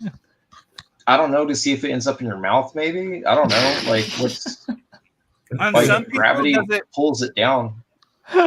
On some people, does it go into the folds of their foreheads like the blood in Hellboy, where it fills up all the shapes? And they summon a cleaning demon. Listen. How does Godzilla flow from swinging deep to staying? All right, wait. So is that from that was from the Godzilla versus King Kong? They're just saying in general. It's all of them. Where he'll be swimming all the way to the shore, and then sometimes walking out. Like it's like the sometimes they decide whether or not land reefs exist. You know what I mean? Or because I remember it wasn't up until the American Godzilla that they actually showed him swimming. And then when it was Godzilla versus Orga, that's when they did the Japanese version of him swimming. Like, haha, we can do it too. But up until that point, I've never seen him swim. My all-time favorite Japanese Godzilla movie is actually the Space Godzilla film. Yeah. And I know it's very like Power Rangery. I like it, dude. Yeah, I like it. I love Power. Yeah, that's my favorite one. With the one white American guy who's the pilot best friend of the lead Japanese guy. It was great. Yeah, and I do like Final Wars a lot, but that's that's both of my boys' favorite Godzilla film is the Final Wars movie, and they watch, dude. it's like your favorite song stops becoming your favorite song when you watch it 10 times a day, right? Or hear it 10 times a day. And that's what happened with that movie for me. Yeah, my kids were watching that movie 10 times a day, like no joke. And I got sick of it. I was like, dude, like I like this movie, but damn. The only thing I got sick of like that was Iron Giant when TBS or whoever it was used to play it around the clock. Or Christmas time with the Christmas Story on Ted Turner. I like the time travel Godzilla, King Ghidorah. When he fought King Ghidorah, I was because that one they established that he was a dinosaur. But they also get the. That's where they go back, and they get the robot version, right? Because the other one's dead. Yes. He blew his head off, and then they went back, and they got the robot one. And he killed that one too. I was like, yeah, that's right, guys. Don't get him. I remember when that came out. Joe Weems, the inker, he's always been a huge like Godzilla fan, and the year that came out, he was super stoked because they had made some super articulated like model kit of the Mecha Godzilla, and he'd picked one up at Comic-Con. I ran into him in the streets of downtown San Diego, and he's like, look what I fucking scored. And I was like, Jesus, that's awesome. But yeah, it's funny. When I was young, my father life was an open book. Peter said, live and let ink. Live and let ink. Live and let ink. My father told us that he knew the guys that in the rubber suit of Godzilla that dressed up as Godzilla in the movies. Mm-hmm. He co-owned a like a house paint store in Upper Manhattan, and he knew a lot of people like in the area. He probably did know the guys that dressed up as Godzilla in the movie. That's crazy. We met him at a convention. They were at in New York. The guy who was Jet Jaguar, and the guy who was Godzilla. Oh, the tall guy. Yeah. The original actors. Yeah, he's the tallest. He's the tallest of the bunch. At the original, so the first. That's the 1980 guy, right? No, the original. The original guy was really, really short. I met him, and I had him stomp a little building for me and sign it. Yeah, this the one he's talking about, Dan. I met him in San Jose. This dude is like 6'4", I think. No, he was. He was sitting down. But he was like super old. The super tall guy was the guy that was in the middle films that were after 74. No, not just. He was. This guy was Ultraman. The guy you're thinking of is Ultraman. Guy. I actually have a picture with Ultraman, but I'm saying the original suit actor for Godzilla. I met him. He was back. Yeah, they were both. Yeah, they were both touring. So when the American Godzilla movie came out, they were both touring with interpreters, like all these conventions, dude. And they ended up at their premiere that I went to was in San Jose during Big Wow. It was the year before the guy from Apple, Steve Wozniak. I forgot Wozniak. Yeah. It was the year before he bought it, and they had the Godzilla premiere there, and they did a Q&A before we watched the movie that night because a buddy of mine bought us tickets for it. And he was tall. He was tall, but he had said he was Ultraman for might have been Ultraman as 50 well. 50 years. Some of the later stuff. Yeah, like 50 years. Like it was because of his height, because he was so tall. They needed someone who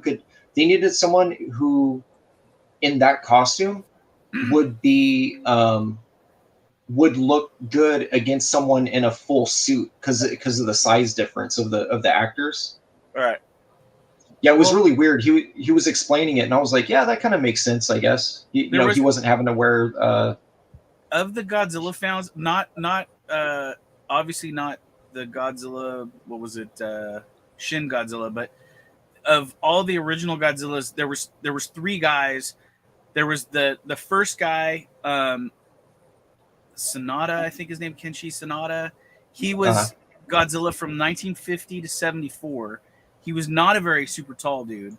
Then there was a taller guy that was from like 84 till like 2000. That guy was the taller dude. And then there was a guy after that was a shorter guy.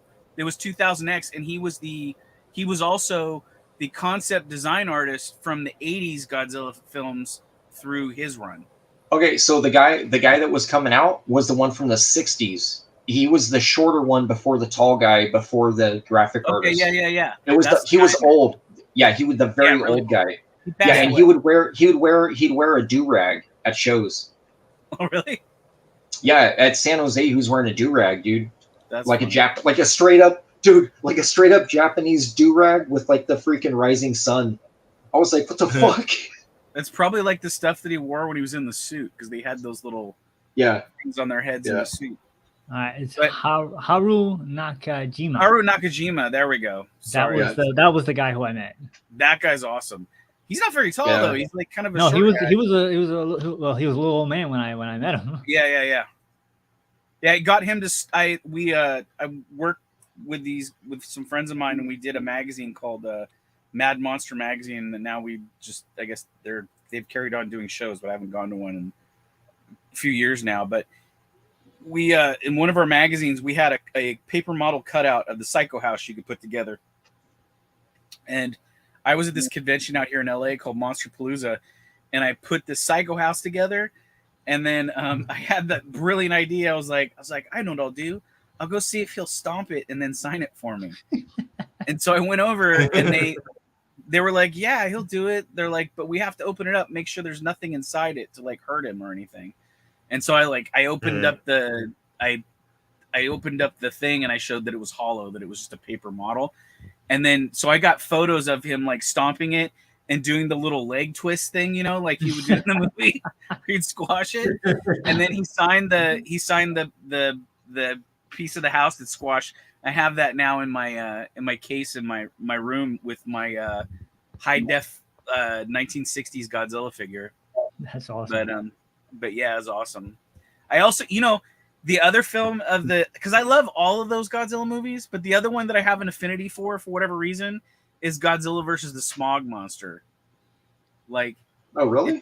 Yeah, that's the one where he pulled the stuff out the creature, right? He's got the pearl inside of him. Yeah, because he was like part like shellfish or something like that. Like, so he had like this like radioactive pearl that he used as a power thing or whatever.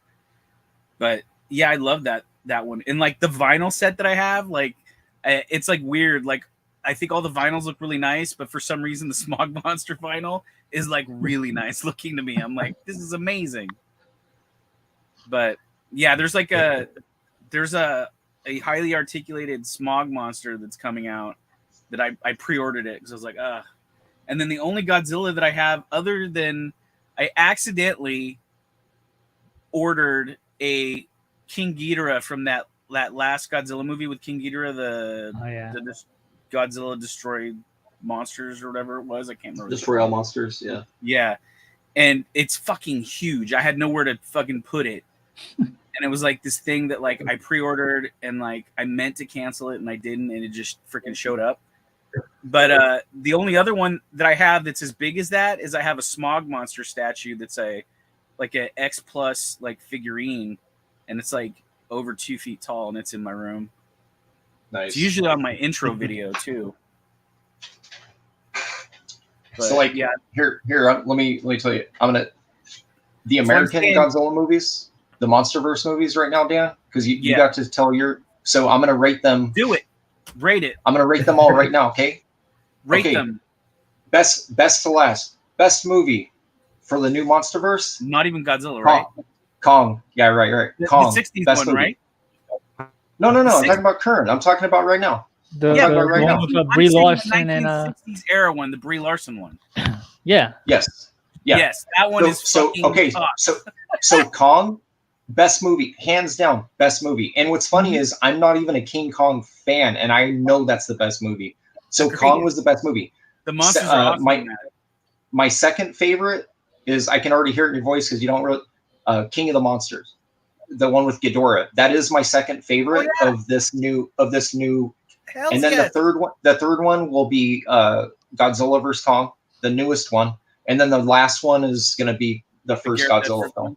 one? Yeah, that's my least. Gareth It was Edwards just one would've there been wasn't enough. so- There wasn't enough of him in it, dude. Like I Yeah, know that's that's what I'm the saying. we I all wish- complain about it, but there wasn't. I feel like that film would be elevated if they could go back and have another cut that actually showed the monster fight scenes. Like a bunch, yeah. And you know what's Because if weird? they did that, that movie would be amazing. Okay, you saw the movie It's he so did good. before that. The movie he did before that called Monsters. You've seen Yeah, I that, like right? that movie. Yeah.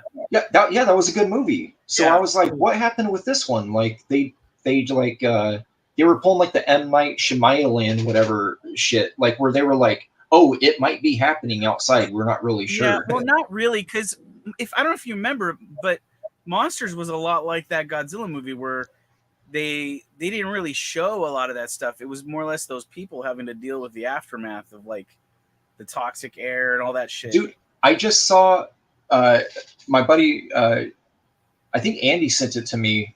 He sent me a doesn't preview have for nearly as satisfying an ending as the Godzilla does, where he actually throws down with the monsters and fucking opens the thing's mouth open and roasts it on spit.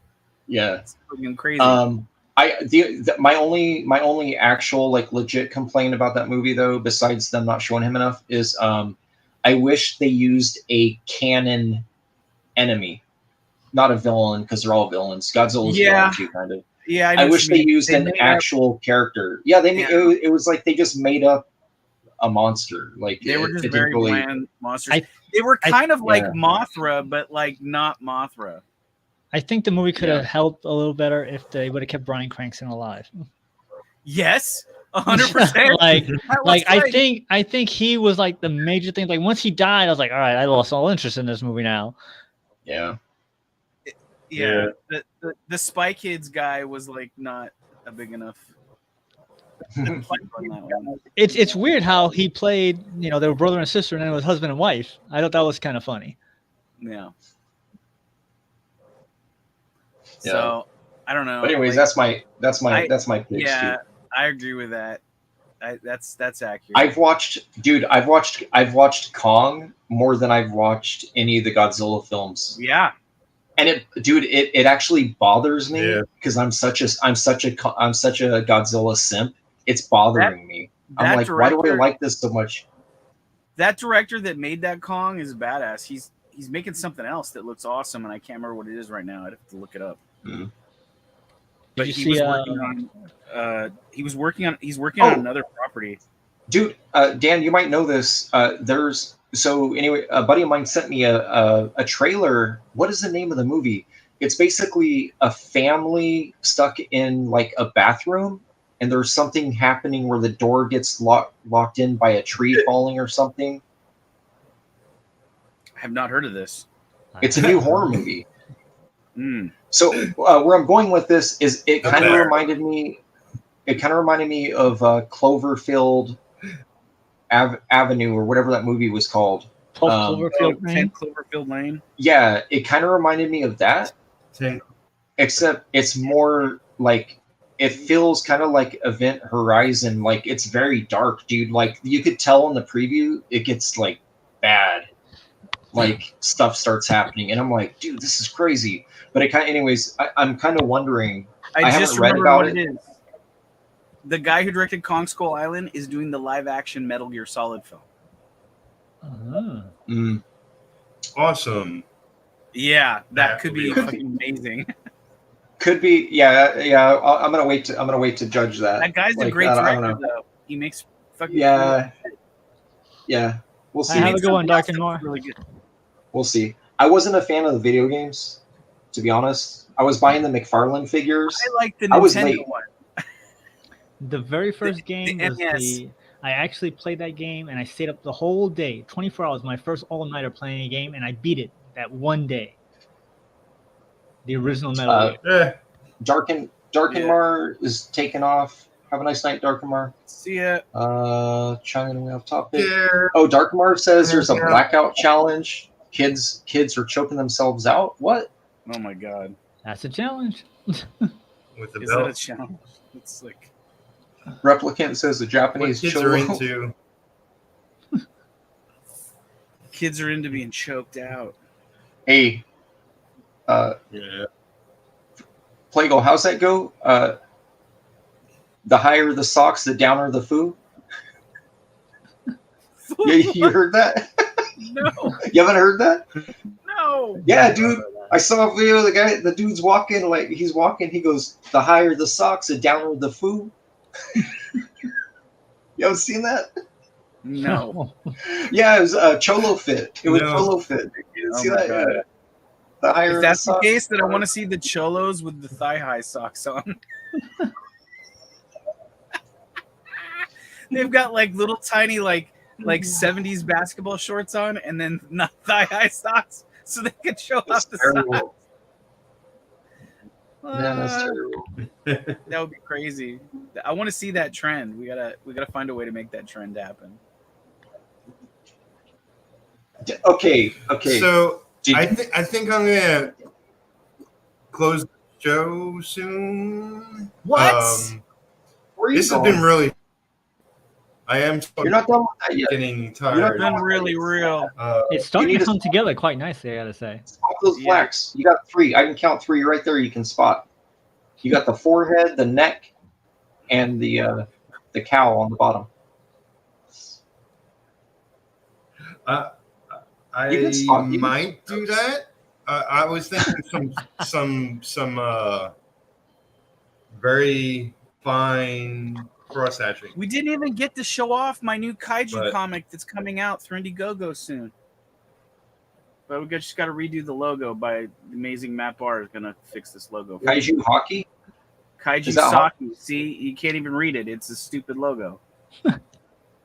Is that Doctor Strange in the corner's cousin? You were Kind of looks like it, huh? Like Yeah, it's like his evil cousin or something. Kind of. You're too high. You're too high. it's like a Baron dude. Okay, there you go.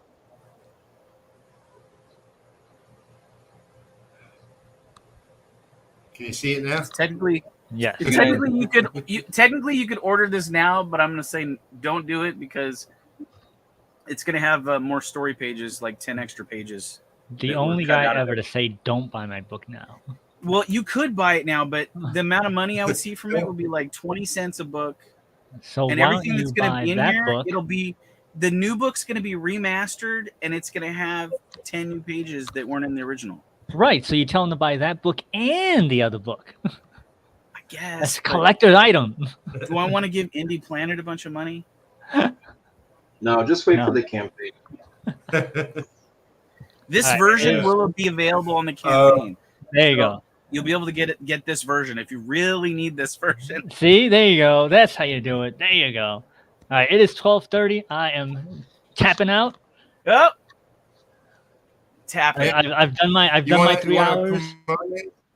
It's a tapas bar. Yeah, we're closing out. We're closing wanna out. Promote anything coming up, Mark? That's right. We're So, closing out. So we Ravagers have, Revenge '98. It's big Actually, book by we should do that Shelby Wan. before I forget. Hold on, let me get the thing. up again. Ravagers grenade. That's right. I'm making a new book that you don't even have that you're closing out. And pull that up. Ravagers. Ravagers Revenge '98. The grenades of the Ravagers. Yeah. It's got a Nirvana soundtrack on it, Yeah. as well as a Foo Fighters mashup song. Hey, Pete, I'm sharing the Inside. Reaper Destroyer again. Okay, cool. Reaper Destroyer. Get it today on the Oh, it takes a minute. Peter takes a minute. There you go. So it's at 7:06 now. So see, well done.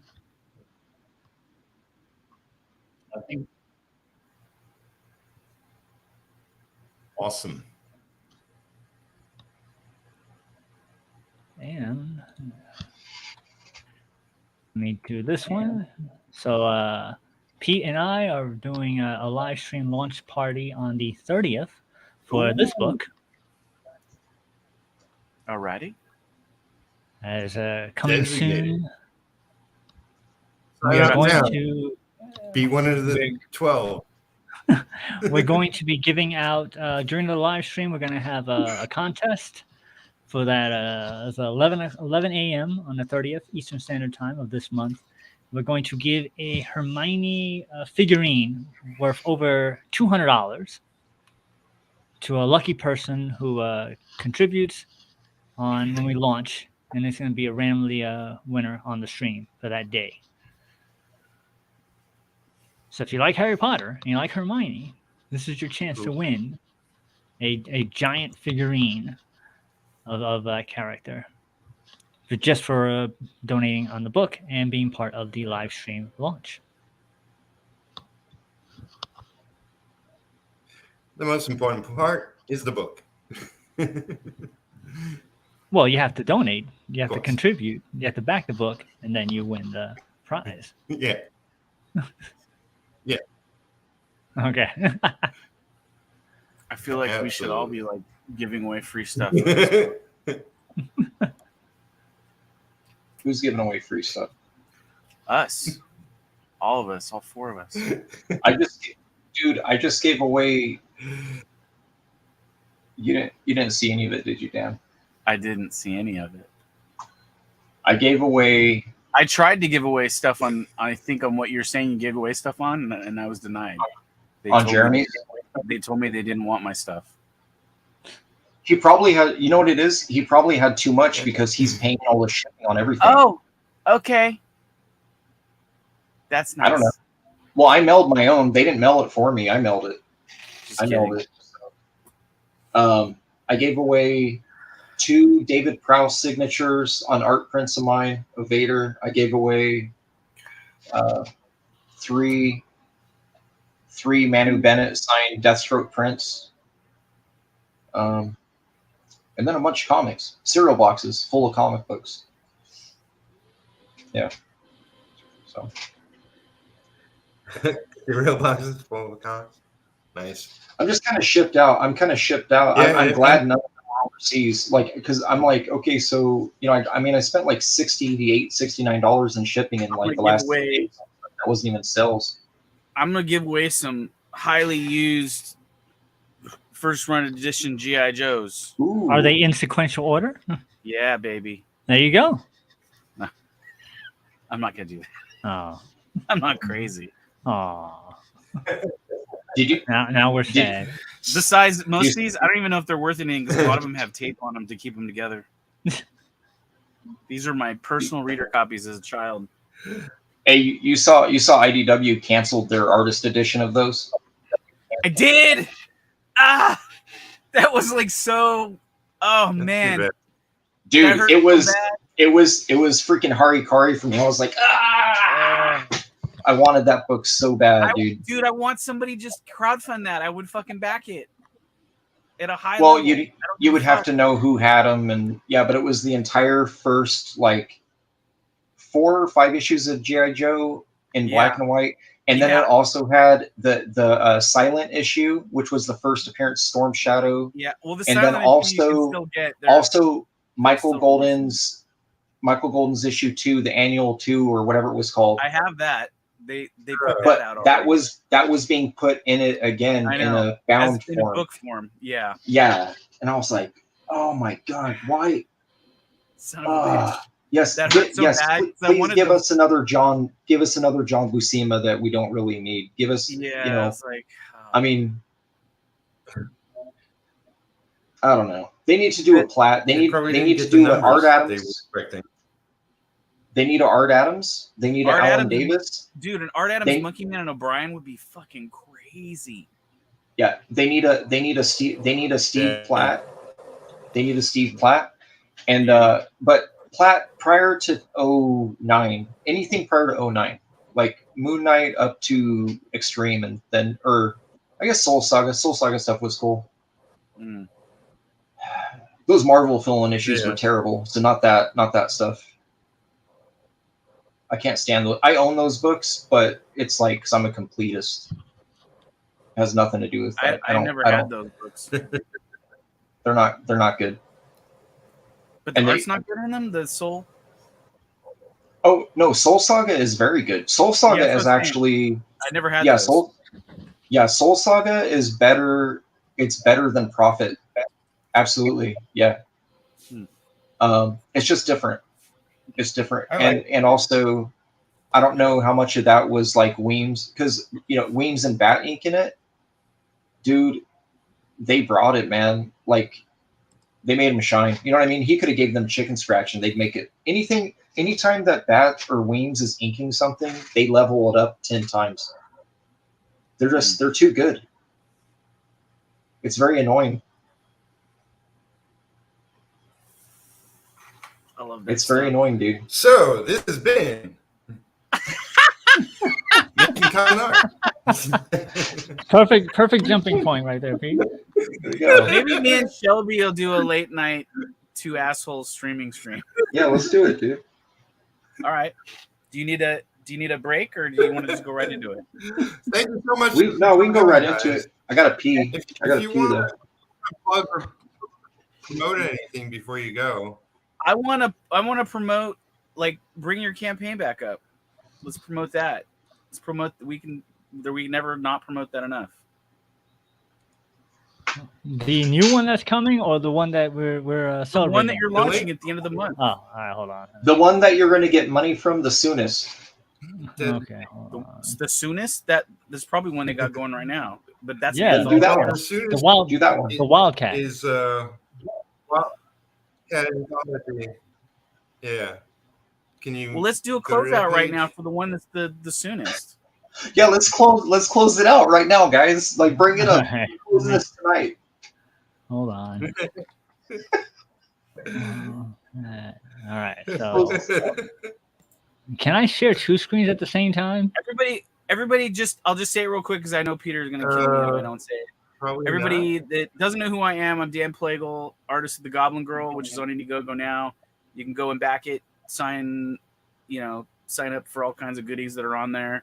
Go There check are it going to out. be Viewmasters. I swear to God, this week I think I'm going to make the graphic and put it on there. So if people want Viewmasters, they can order those. They're going to be in limited supply. I think I'm only going to have I might only have 40 of them on there. So You're just 40,000 of them. That's very limited. No. 40 Viewmasters. Yeah. 1,000. I can't do 1,000. It's too many. Wildcat, the anthology. Get it today. Wildcat is tortured by evil Dr. Terror, leading to mayhem and unrelenting 80 pages of action. With Back in 10 today, days friends. 10 days left. You can help them reach their goal of $1,500 with 45% Damn. already funded. Look at that art. It should be much higher than $675. Come on, we can do this, people. And you can see Everybody today backed at what is it, the $25 level? Yeah, $25 for the free for the comic and digital level. $5 for the comic, physical comic right there. This isn't also part of an anthology, is it? This is the anthology. All those great. Oh, I thought. Okay, so this isn't just the character. Shit. It's all the character. It's an anthology with him in different. Okay. That's Pete's work right there. I love the space right here. It really came So out Wildcat is your character, Pete? No, it's CB Smallwood. CB Smallwood. He's the. Are you working on Wildcat, or are you Yeah. on a different story in the He's anthology? just another creator. I did a story. I inked a story in the anthology. Okay. So I'm a part of the team. Nice. Is Wildcat the name of the book as the anthology, or is it the name of the character that the anthology is around?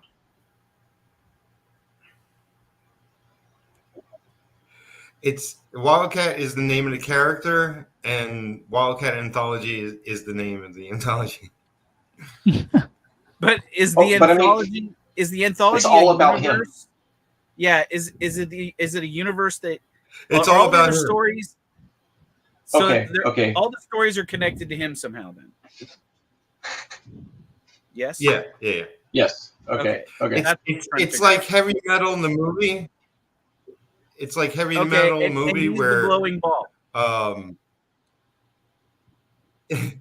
There's individual stories with Wildcat, but they're like one's it's all different scenarios, all different genres, but there's a Wildcat wraparound story by the creator himself, introducing each story. I haven't read it, so he explains it better. He'll be on my channel tomorrow. Said like a 11 true 11 artist. PM. I don't know. I just worked on it. I didn't read it, but Hey, look, lady! I just work here. I don't read this stuff. Look, lady! I just work here. So 10 days left. He's coming on Peach Stream tomorrow. This is your chance to back in. Yes. 10 days left. All right, there we go. So now it's all second cool. last. It's cool artwork. Get it for that. Today, Junior. It's today. And then finally is ours. There you go. Did you close the stream already? Not yet. I'm putting up the last one now. Shelby's like that There you kid go. in Magnolia that's in the game show. Shelby's waiting to take a piss and he's about to pee at the podium. Oh, dude, there's a puddle under me right now. They're like, Shelby, come up here. And he's like, no, I don't want to go up there. I'm always going up there. So finally, this is designated issue number 1 of 5. It's a 110-page story, but this issue 1 is just 22 pages. Wow. We'll be doing the live launch on the 30th. It's about 2 warring alien races It's issue that find. 1 of 5. Wait, what? Yeah, Color. You said war. You said warring, right? Warring It's issue 1 alien. of 5. Okay. I thought you said horny, Yeah, dude. warring. Warring alien. That's a different book. That's a different book. Different book. That Different would be my book. book. My book would have the 2 whoring, horny alien races. I was like, That's how a horny very, is an alien? What is this? very different book. That might be in the second series, but right now All right. they're not horny. Radioactive Excellent. tentacles, Not like yet. individual penises. They're just ramming into orifices, and they're like, "Yes, we love this planet." They play them like guitars. Yeah. So the warring alien races are fighting over the capricious star, which is in that little alien's hand right there. It's Oh my God. fragments. The war comes to Earth, and the people on the left, which is 3 teenagers, 1 21-year-old girl, and a 5-year-old boy who is based on that Godzilla character that I showed you before, gain powers. That's right. There you go. See how we brought that all together just by Yes. happenstance. Look at that. That was awesome right there. So we are launching on the 30th of this month. We're going It's for going to be 31 bigger days. than Rippaverse. That would You be need to awesome. put that on. You need to put bigger than a Rippaverse. Do you want me to say it, and then you can put my quote on there? You can be like, "Damn, Goblin Girl says this will be bigger than Bigger. Rippaverse." I Yes. predict. I'm curious about that. Like, I really want to know the ins and outs of that. More sci-fi alien action than Cyberfrog. Is there anybody else like? So there I you can't have think of it. any other ones? Oh man. Well, there you go. So that's us Excellent. launching. Prize given away at the 30th. Live stream 11 a.m. Eastern Standard Time. I look terrible on this stream right now. That's right. Come You always look like this, Cam. hang us up. Hey guys, All right, guys, have a good actually one. this one's more. Thanks for joining us. And Thanks. tapping out. Chat. Take it easy. Yeah, Are we thanks, still Chad. alive? It's been a great show tonight. And I'll Good do a times, part good 2 at times. some point. Yeah. I'll see you again tomorrow night with CB. And we'll talk about Wildcat. And he knows all the details. So let me close us out. And And you if should you be haven't following liked, me and subscribed, Shelby's channels.